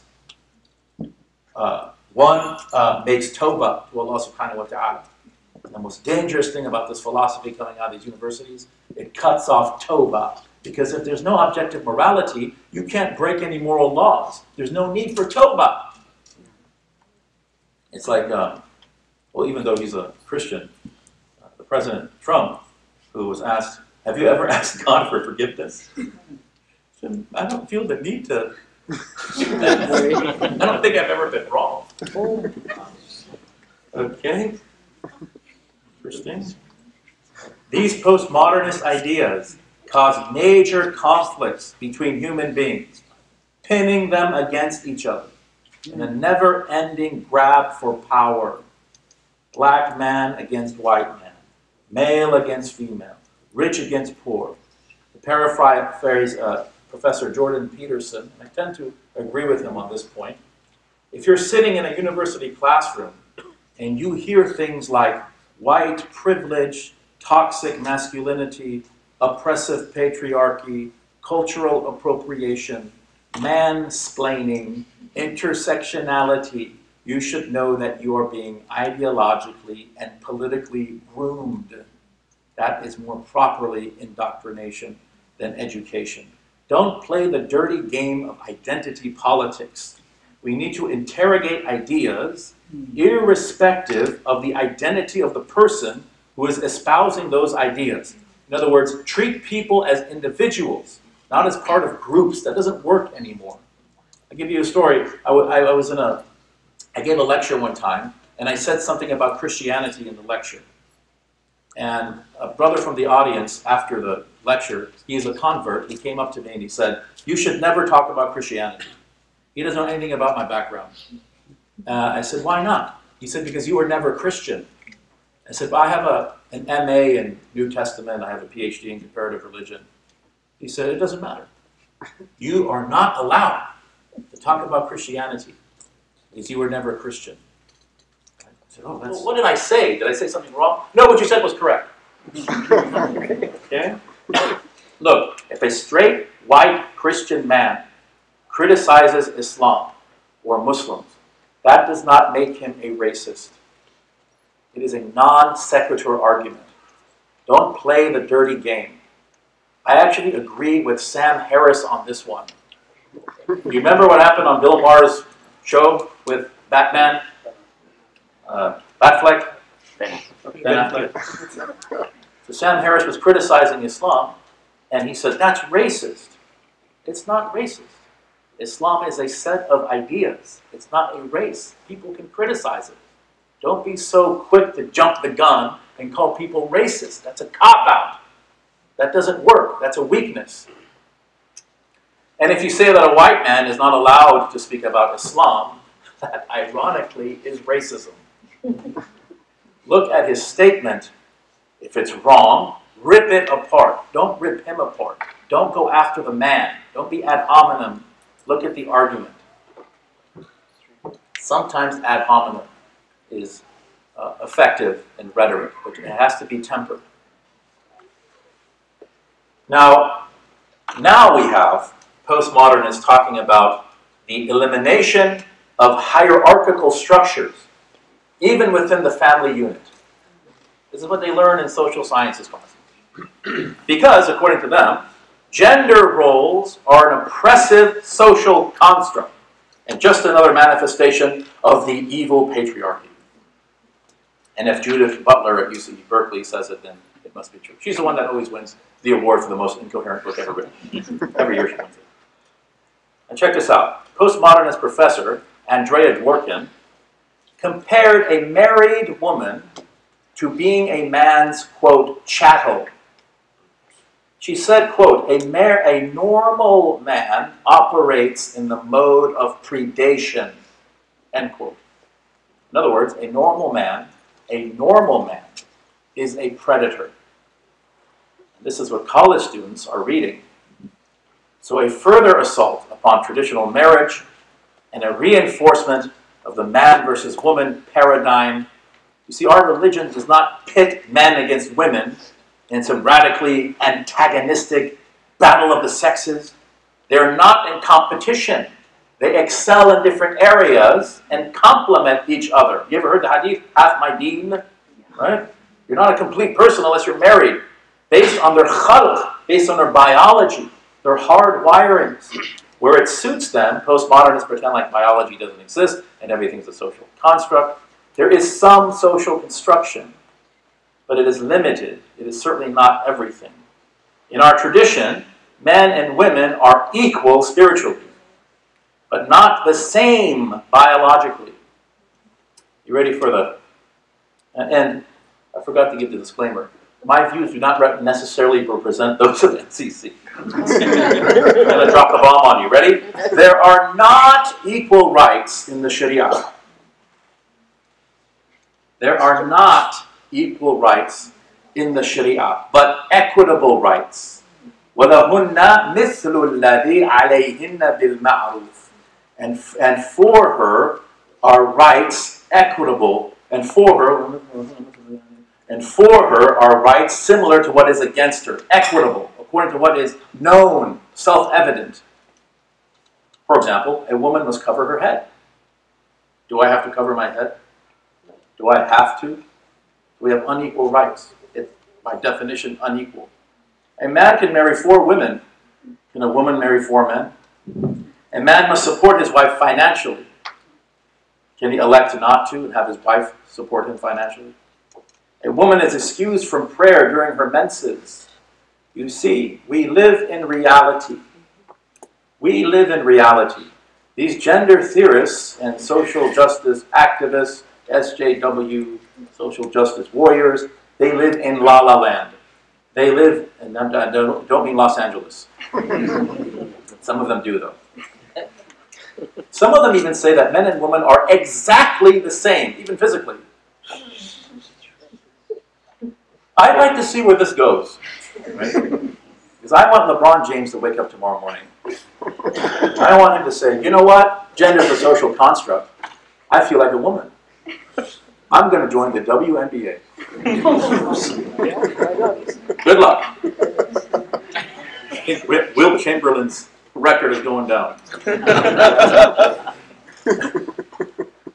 There's a mixed martial arts fighter named Fallon Fox, biologically male, but identifies as a woman, and is sending women to the hospital, beating women up. This is a man. He has the frame of a man. Men have bone density that's thicker, huge head, incredible muscles. Sending these women to the hospital, they can't say anything. If you say, oh, this is a man, oh, you're a transphobe, you're a bigot, and so on and so forth. Remember this guy, John McEnroe? He was you actually heard him on TV today. It's the U.S. Open, the commentator. He got into some hot water because he was on a radio show, and he said, you know, I think Serena Williams is the greatest female tennis player of all time. That's what he said. That comment got him in hot water. Isn't that a compliment? Yeah. The host said, what do you mean by that? It's like, what? He did a Hillary Clinton. What? What? Why didn't you say she's the greatest, period? And he said, because she's a female. She's not. And then Serena Williams was asked later, if you played with the men, how would you fare? She said, I wouldn't even be in the top 100. That's it. But people want to equalize. I mean, if you mean she's the greatest pound for pound, you know how they say, like, what's the guy, Mayweather? Mayweather is the greatest boxer pound for pound. Meaning all things being equal, he's better than, let's say, Mike Tyson or Muhammad Ali. Right? If she meant it like that, no, she didn't mean it like that. Just say she's the best ever. But she's not. Interesting. Men and women differ physically. They process emotion differently. Usually, women process emotion better than men. Their brains work differently. Their brains are different sizes. They have different interests. Men have more interest in things, women with people. That's why children tend to play, little boys tend to play with trucks, and women with dolls, girls with dolls. You hear the Scandinavian studies, right? Or if you look at countries in Scandinavia, and Dr. Peterson also brings this up a lot. It's a very interesting study because European studies are interesting because there isn't a lot of religious baggage there. They're not very religious people. And ethnically, it's very homogenous. So there's incredible equality in these countries, as it were, between the sexes. And it shows that when people are left to their own devices, women gravitate towards traditional female occupations. And men gravitate towards traditional male occupations. There are 20 male engineers to every one female engineer in these Scandinavian countries. There are 20 teachers and caretakers and nurses to every. The fitra comes through. You can see that. It's very interesting. Gender roles are determined by biology. Women are naturally better caregivers than men. Again, that statement there will get me thrown out of a psychology, sociology, anthropology class. How do we know that? Well, they have breasts. That's one thing, right? That's just obvious, right? Men are more suited for manual labor. That's why men have 40% more upper body strength than women on average. Right? I saw a guy today at the U.S. Open.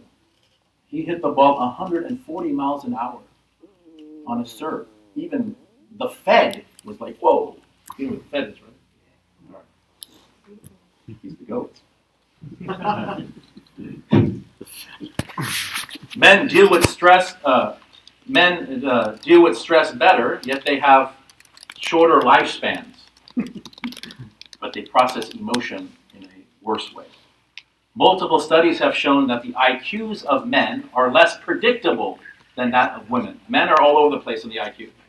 Women tend to cluster around the mean. We are different because we complete each other. The reality is, men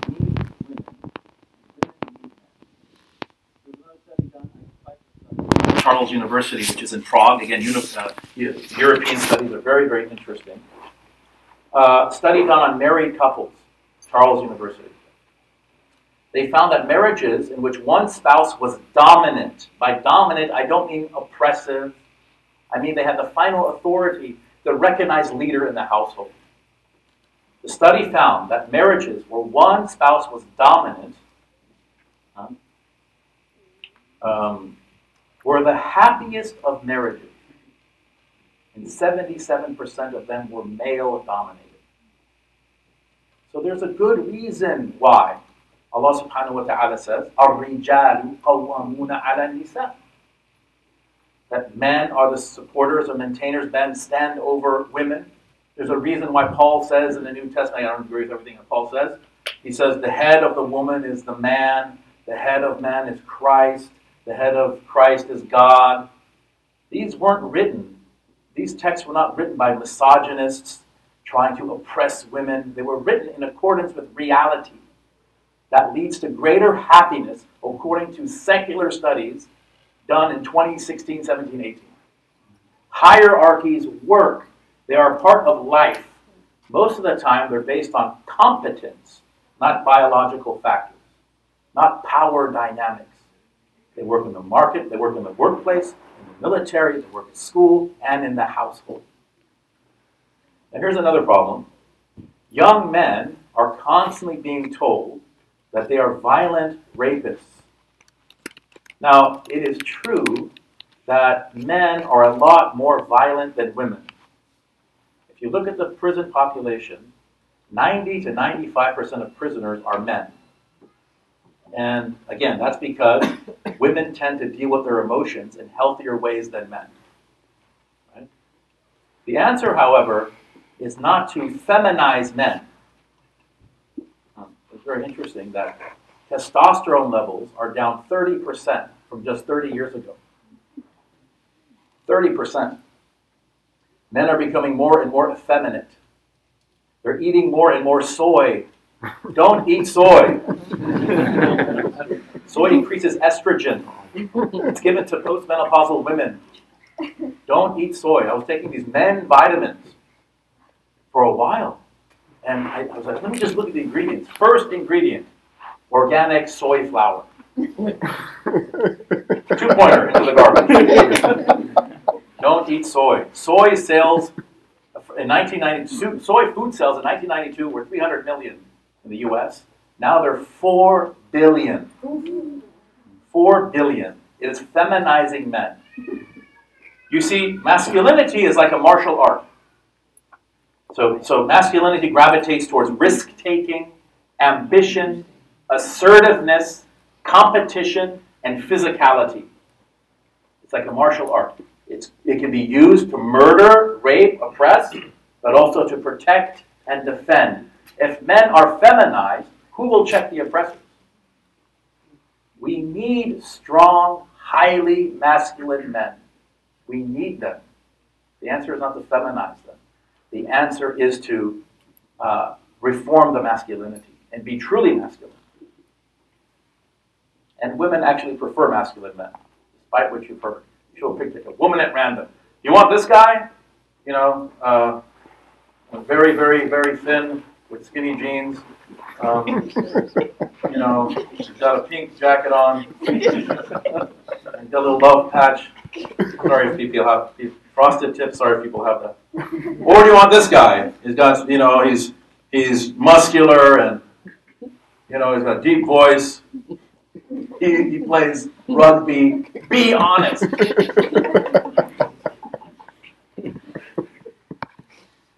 Just need to be honest. That's the problem. Now, social constructionists are taking it to even crazier levels. Now the trend is that children are seen as equal to parents in the household. There are 7, 8, and 9-year-old children with gender dysphoria demanding hormone therapy from their parents and their parents giving into the pressure. Never mind the fact that hormone therapy sterilizes children and that out of the small fraction of children that have gender dysphoria, 80% of them grow out of it. It's a phase that they come out of naturally. Sayyidina Ali said, Childhood is a type of junun, is a type of insanity.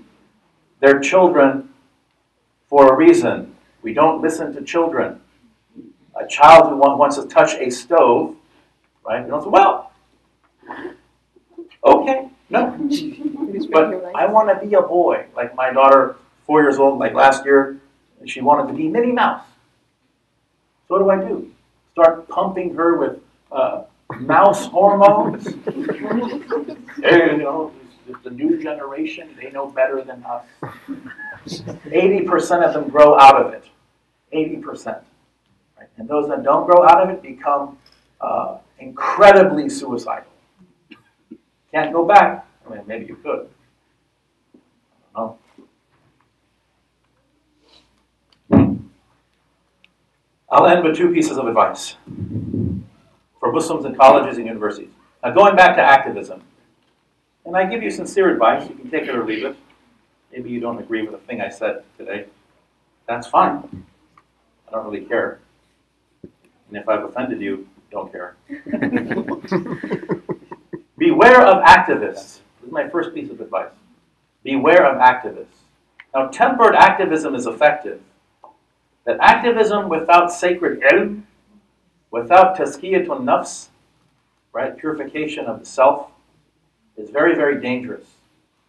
You're in college to gain knowledge, to grow intellectually, not to become these radicalized neo-Marxist activists.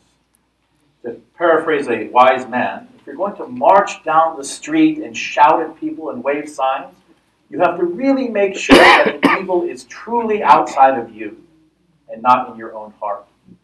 Now, quite often, activists who claim to be working for our best interests as Western Muslims are actually harming us as they ignorantly or deliberately antagonize entire groups of people, the vast majority of whom are totally innocent of any wrongdoing. Their postmodern race-baiting, rhetoric of power, identity politics, and obsession for earthly justice actually serves to galvanize groups of people against our Muslim communities, people who otherwise would have no problems with us. And not only do they contribute to our society's polarization, they also tend to misrepresent us as they form alliances with organizations and individuals whose positions about God, morality, and human life are disturbing, to say the very least. They are the quintessential products of the postmodernist university system. Beware of them. The Prophet ﷺ, he said, أَكْرِمُوا الْعُلَمَاءَ فَإِنَّهُمْ وَرَثَةُ الْأَنْبِيَاءِ فَمَنْ أَكْرَمَهُمْ فَقَدْ أَكْرَمَ اللَّهَ وَرَسُولَهُ أو كما قال عليه الصلاة والسلام. Honor the scholars. They are the inheritors of the prophets. Whoever honors the scholars honors Allah and His Messenger. Follow activist scholars. Activist scholars. People who have traditional training. People who are not going to do more damage than good. Second piece of advice, form alliances with and brotherhoods and sisterhoods with Christians and Jews on campus. I think it's time for the people of faith, the children of Abraham, to come together. This is how we can change the monoculture of postmodern universities. In my opinion, in the English-speaking world, the Ahmadidat days are over. Maybe in the Farsi-speaking world, there's some utility for that. We can still debate, obviously, but with sophistication and academic rigor, not with hardcore polemics, and this is obviously a Quranic imperative. But at the end of the day, we must maintain a strong sense of respect for and solidarity with the Ahlul Kitab, because they are experiencing what we experience in these universities. They embrace the God of Moses and Jesus. They honor Abrahamic morality. When we attack Jews and Christians and disrespect their beliefs, their scriptures and traditions, we are playing right into the hands of the postmodernists. They want us to eat each other. They're setting a trap for us, and we walk right into it. All this talk about banning the Bible and whatnot, you say, well, that has nothing to do with us. Soon it will. You'll see. You know, people going into, homosexual people going purposely into Christian bakeries, right, and trying to run them out of business.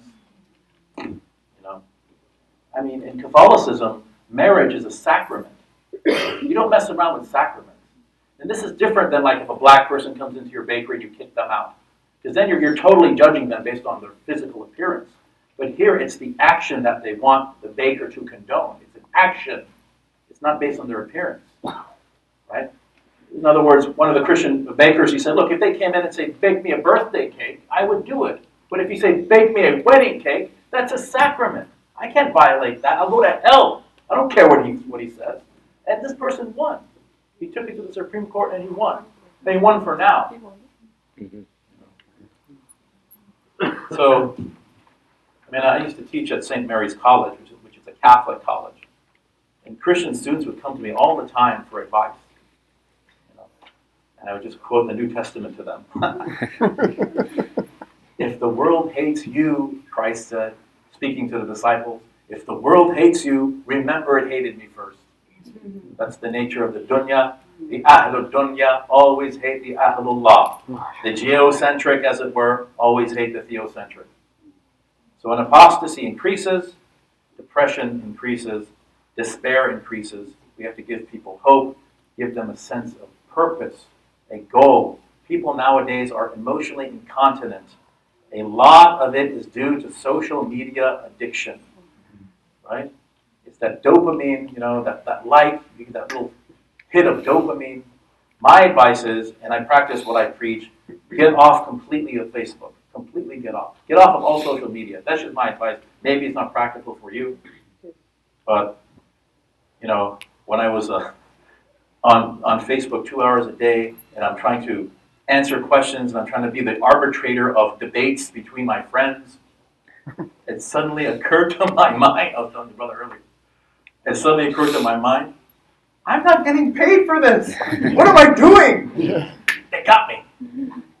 Shut it down, had a nice cup of tea, fell into a deep sleep, and never missed it. Never want to go back. So, but, you know, self-control. Dr. Sachs, he said that the greatest indicator of success of a person later in life is self-control as a child. Self-control. You know, so may Allah subhanahu wa ta'ala give us tawfiq. We all have, most of us have children. This is a big problem in all the households, there are no exceptions. This is a big, big issue. Right? I'll stop here. We have about 15 minutes or so. And maybe take some questions and or comments. So, shall we passed around a couple baskets with pens and little cards. If you could write your question down with possible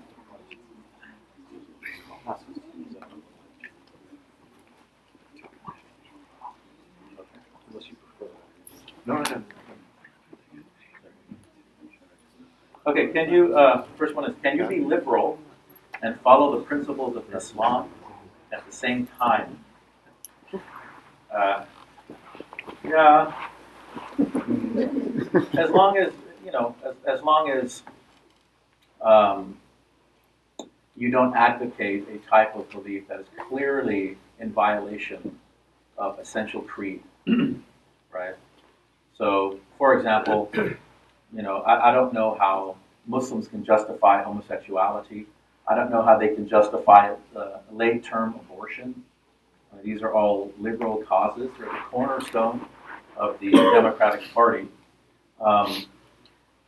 You know, I think we need to come together with conservatives. Really do. We have so much more in common. Maybe this is not what you want to hear, but we have much more in common with Sarah Palin than we do with Hillary Clinton. A lot more in common. We can work with them. We can. And I'm not talking about the people of the extreme alt-right, right? And I'm not talking about these extreme leftists, obviously. You have, you know, Antifa, things like that. I'm talking about people who are right of center, who believe in God, they practice traditional morality, right? They believe in Scripture. The problem with them, however, is they have a total disapprehension about us. Many of them, they think we're satanic and, you know, they think we're antichrist. But a lot of them now are reaching out to us. This is what I've noticed from my teachers. You have very powerful evangelical lobbies reaching out to some of my teachers saying, look, there was this incident, a 16-year-old boy or whatever, somewhere in the United States, who wanted to have hormone therapy, his parents said, no, the state removed him from the house. They're coming after our children. This is going to happen to you because you're a Muslim. Right? So I think ultimately aligning ourselves with leftists is probably a mistake. I think it's done because there's a mutual hatred of Trump, but when Trump is gone, they're going to eat each other. Do Muslims have to be homophobic? So phobia means to be afraid. To quote Dr. Omar Johnson, I'm not afraid of anybody. Supposing your neighbor is a homosexual or your friend. So I think maybe what you mean is do Muslims have to be unaccepting of the homosexual lifestyle? My understanding of orthodoxy, and I believe in orthodoxy, I believe in normative definitions, is that homosexuality is completely inconsistent with the teachings of the Quran and the teachings of the Prophet ﷺ. Now, everyone's a sinner. Everybody. Kullu bani Adam khata'un is hadith. And there is an exception, according to the ulama, the prophets. Right? Everyone's a sinner. Everyone needs tawbah. Right? So a man who is attracted to other men is still Muslim. It's not actually haram for a man to be attracted to other men. What is haram? It's to act out on that desire, inclination. Just as, like I said, there are men, grown men, who have proclivities towards children. Right? The important thing is not to act out on that. So if one denies that, so the difference between if one denies dalil qat'i, clear indication, clear injunction in the Quran and the Hadith, if they deny that, then this is kufr. They're no longer Muslim. But if one recognizes, even if one engages in the act, but they recognize that it's a sin and they make tawbah, they still remain within Islam. Right? Because an act does not take you out of Islam, at least according to the Hanafis. No act takes you out of Islam, only a denial of what made you Muslim in the first place. The only exception to that is if you violate the sacred symbols of God. Like, for example, you insult the Prophet ﷺ, or you desecrate the Kaaba, or desecrate a mushaf, or something like that. But you still remain within Islam. Just make tawbah. People who have inclinations, people make mistakes. Everyone makes mistakes. Don't leave tawbah.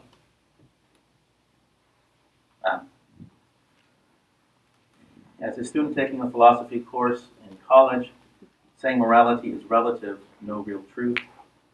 What can I do to not fall into this convincing argument? Well, you can use the argument that even atheists, people who don't recognize God, many of them will admit that there is objective morality. Right? The Quran, I believe, calls it al-ma'ruf. In Jewish tradition, it's called the Noahidic laws. I'm talking about things like murder. I'm talking about things like theft. I think it's axiomatic wherever you go around the world, irrespective of a person's religious belief or lack thereof, that murder is wrong, stealing is wrong, adultery is wrong, wronging other people, oppressing other people is wrong. Right? There's something there. Right? I mean, theists would call that human nature. Right? So, I mean, I would certainly take a course in the history of Western philosophy and familiarize yourself with different thinkers that would recognize that there's an essential human nature, even if they don't recognize that there's a deity that's the source of that human nature. So it's not, it's not a black and white issue. Yeah. How do you behave with a child family member who identifies as LGBT? With compassion. As I said earlier, there seems to be, according to many researchers, there seems to be a link between childhood trauma and sexual perversion. So we have to tread very lightly. Continue to give advice to the child. Continue, and it's a difficult thing because children are very sensitive. You don't want to sound very preachy because it might drive them further away, right? I think the best thing you can do is continue to be compassionate to them and continue to have istiqamah upon your religion. Continue to pray, make sure that they know you're praying, you know, make sure that they know that you're following the halal and you're staying away from the haram. If they see that and they see your good character, then inshallah ta'ala, you know, they'll come out of that, or they'll learn to embrace and submit to Islam in a fuller way, because they want to imitate you. But that's a difficult situation. The short answer is continue to be compassionate towards people, give people advice, but don't overdo it. But really, with your action, be a practicing person with your action. And there are people here that I know that can give much better advice on these types of questions. At Student College, is it worth to raise our ideas and beliefs in a discussion that contradicts them, or is silence a better option? That's a very good question. I think if you can maintain your sort of base and really feel like engaging in a classroom conversation will not lead to greater good, then I wouldn't say anything.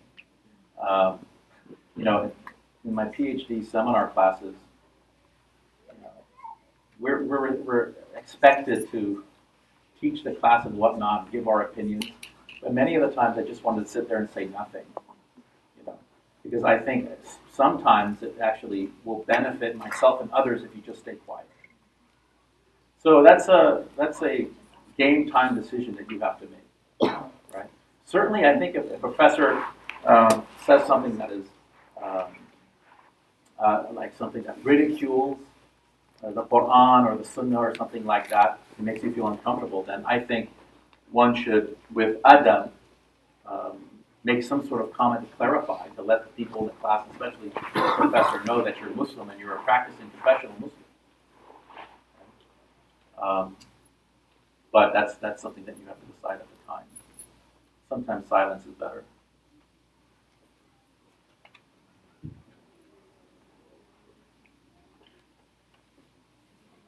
Can you please comment on Foucault's birth of the clinic with regards to his major ideas and relate that to any issues we see with modern medicine? Oh, I can't comment on that. I haven't read that text. I'm not an expert in Michele Foucault. What do you think is our responsibility as Muslim parents for choosing to live and raise our children in this Western world where everything seems to be against our Muslim beliefs? I don't know if everything seems to be against your Muslim beliefs. I mean, there's still, like I said, there's still Christians and Jews out there, right, that follow traditional morality, that believe in God, believe in the prophets.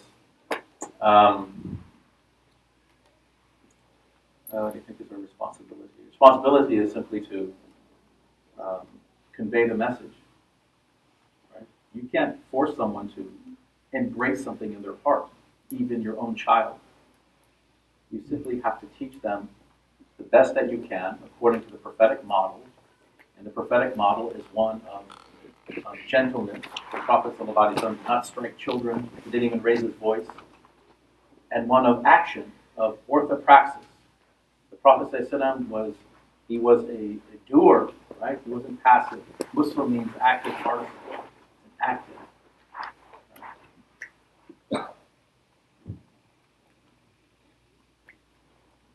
The STEM fields have been thriving for the last 30 to 40 years. How does one reconcile that with the fact that postmodernists don't recognize what to do away with reason? That is, yeah. I mean, they will attack even science. Like I said, I mean, you might say, well, there are axiomatic principles in science and hard sciences, even in mathematics.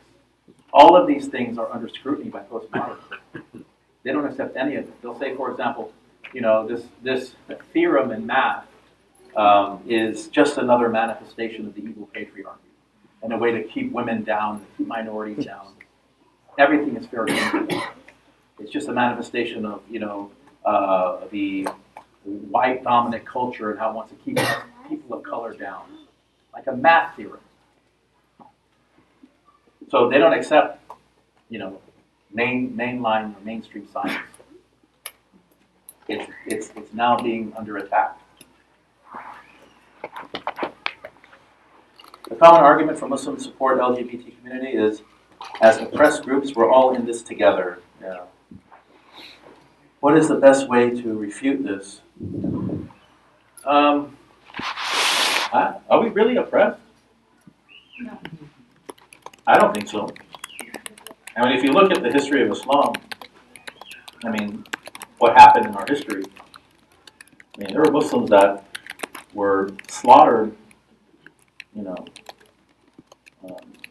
Muslims that had genocide committed against them, Muslims that are exiled from different places. I think we need to take, like I said, a self-audit. We're really living in ni'am. This is really, we're living in blessing, right? And you know, a lot of the things that Muslims point to are sort of anecdotal. You'll hear, for example, you know, I was in a Taco Bell, and somebody said, "Hey, you camel jockey," and you know, I went home and I put it on Facebook and I blogged about it and I put it on my Instagram and Twitter. You know, I mean, how many times did it actually happen? Obviously, it's something that is disturbing. But I'll tell you right now, from my personal experience, I mean, if you want anecdotal evidence, the most severe racism I've ever faced was in Muslim-majority countries. You can let that one marinate for a minute. I was barred from going into certain places because I was born in a certain country. That's never happened to me in America. So are we really oppressed? Who's oppressing us? I'm not oppressed. I don't agree with that premise.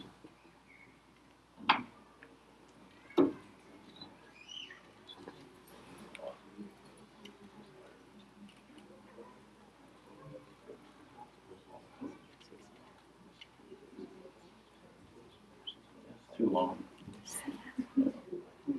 That's a dissertation.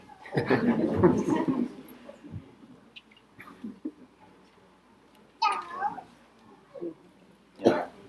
How do you advise kids to stay away from social media? It's so rampant. I don't know. You have to. I have the same problem. I have kids also. It's difficult. There has to be some engagement, or else they feel like they're living in North Korea or something. How can an 18-year-old college entering cling to his faith? Well, there has to be some sort of traditional or formal studies. My advice is to have some sort of traditional studies before one enters into a public university. But there's a strong foundation. And then your point, your purpose in college is to get your degree and get out. And, you know, maybe it's not good advice, but, you know, I wouldn't, probably not good advice. I would not join any clubs, and I would not really hang out with. I work better by myself. I don't know. I was part of a gang in high school called ABM, all by myself. No, I'm just kidding. No, it's not good to isolate yourself either. But you don't need a lot of friends. You can have one good friend, and that's all you need. One friend, right? Then that's fine. So get in and get out. Get your degree. You know, you're going to have to take these elective courses in social sciences. You're going to hear a lot of this type of thing, right? And like I said, use your judgment. You can choose to engage if you feel that there's some merit to doing that, or you can sit in the back and sort of get the work done and get out.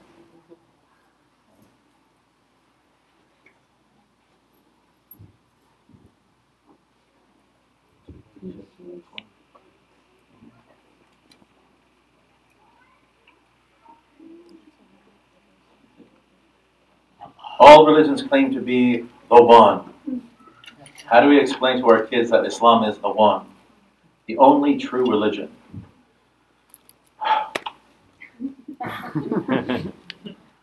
Well, you have to be learned in several disciplines. We have to know our scripture, we have to know history, we have to know other scriptures, we have to know comparative theology. This is a whole curriculum that you have to become familiar with. Because, you know, kids aren't that stupid, even though childhood is a type of insanity. If it's just sort of lip service, this is the true religion, okay. The Quran is the word of God. And a lot of times it's, sort of the uncle generation. Because back home, there was no internet, everyone was Muslim basically, all the questions were about fiqh. But nowadays, in America, there's internet, they're looking things up online. The questions are about, is there a God? Not how do I pray to God? Is there a God? Not what does this ayah mean? Is this the word of God? Right? That becomes difficult. And so as parents, we might have to go back to school, as it were, build our foundation to be able to, and we have to have our stuff together with these kids, because 98% of what they hear, they're not going to tell you. They'll phrase it a little bit differently, sort of get your answer. But we have to be able to give answers. We have to be able to read that, right, and give substantive answers that speaks to the very sort of intention that's in their mind. That's a difficult thing to do, but it takes a lot of learning in that area. There's truth in other religions. I would also stress that, right? I mean, certainly Isa alayhi salam is a prophet of God. There are stories in the Quran that confirm things in the New Testament. So I wouldn't be this sort of rigid exclusivist. We're not perennialists. We're not this idea that all the religions are basically the same and there's no supersessionism. In other words, the Quran does not cancel the ahkam of the previous religions. We're not of that position. Islam is the greatest manifestation of the truth. However, there is truth in other religions, even in things like Hinduism and Buddhism that we can't really deny. So I would sort of abandon this methodology of rigid exclusivism, right? Because again, it puts in the mind of the child this idea of supremacy. My parents think they're better than everyone else.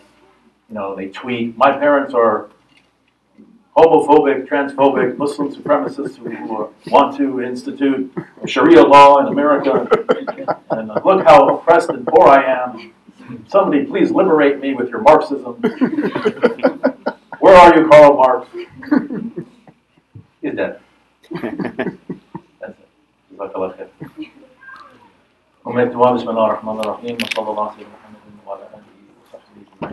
We ask you, O Allah, to accept all of our actions that are sincerely done for you and those that are not sincerely done for you.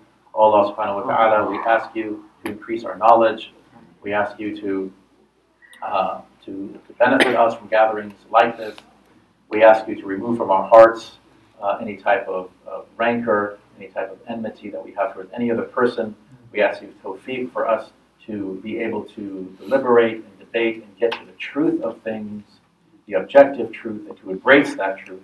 We ask you for the ability of the tawfiq to be able to see the truth and embrace it, and see falsehood and reject it. وَالْعَصْرِ إِنَّ الْإِنسَانَ لَفِي خُسْرٍ إِلَّا الَّذِينَ آمَنُوا وَعَمِلُوا الصَّالِحَاتِ وَتَوَاصَوْا بِالْحَقِّ وَتَوَاصَوْا بِالصَّبْرِ وصلى الله على محمد وعلى آله وصحبه الحمد لله رب العالمين.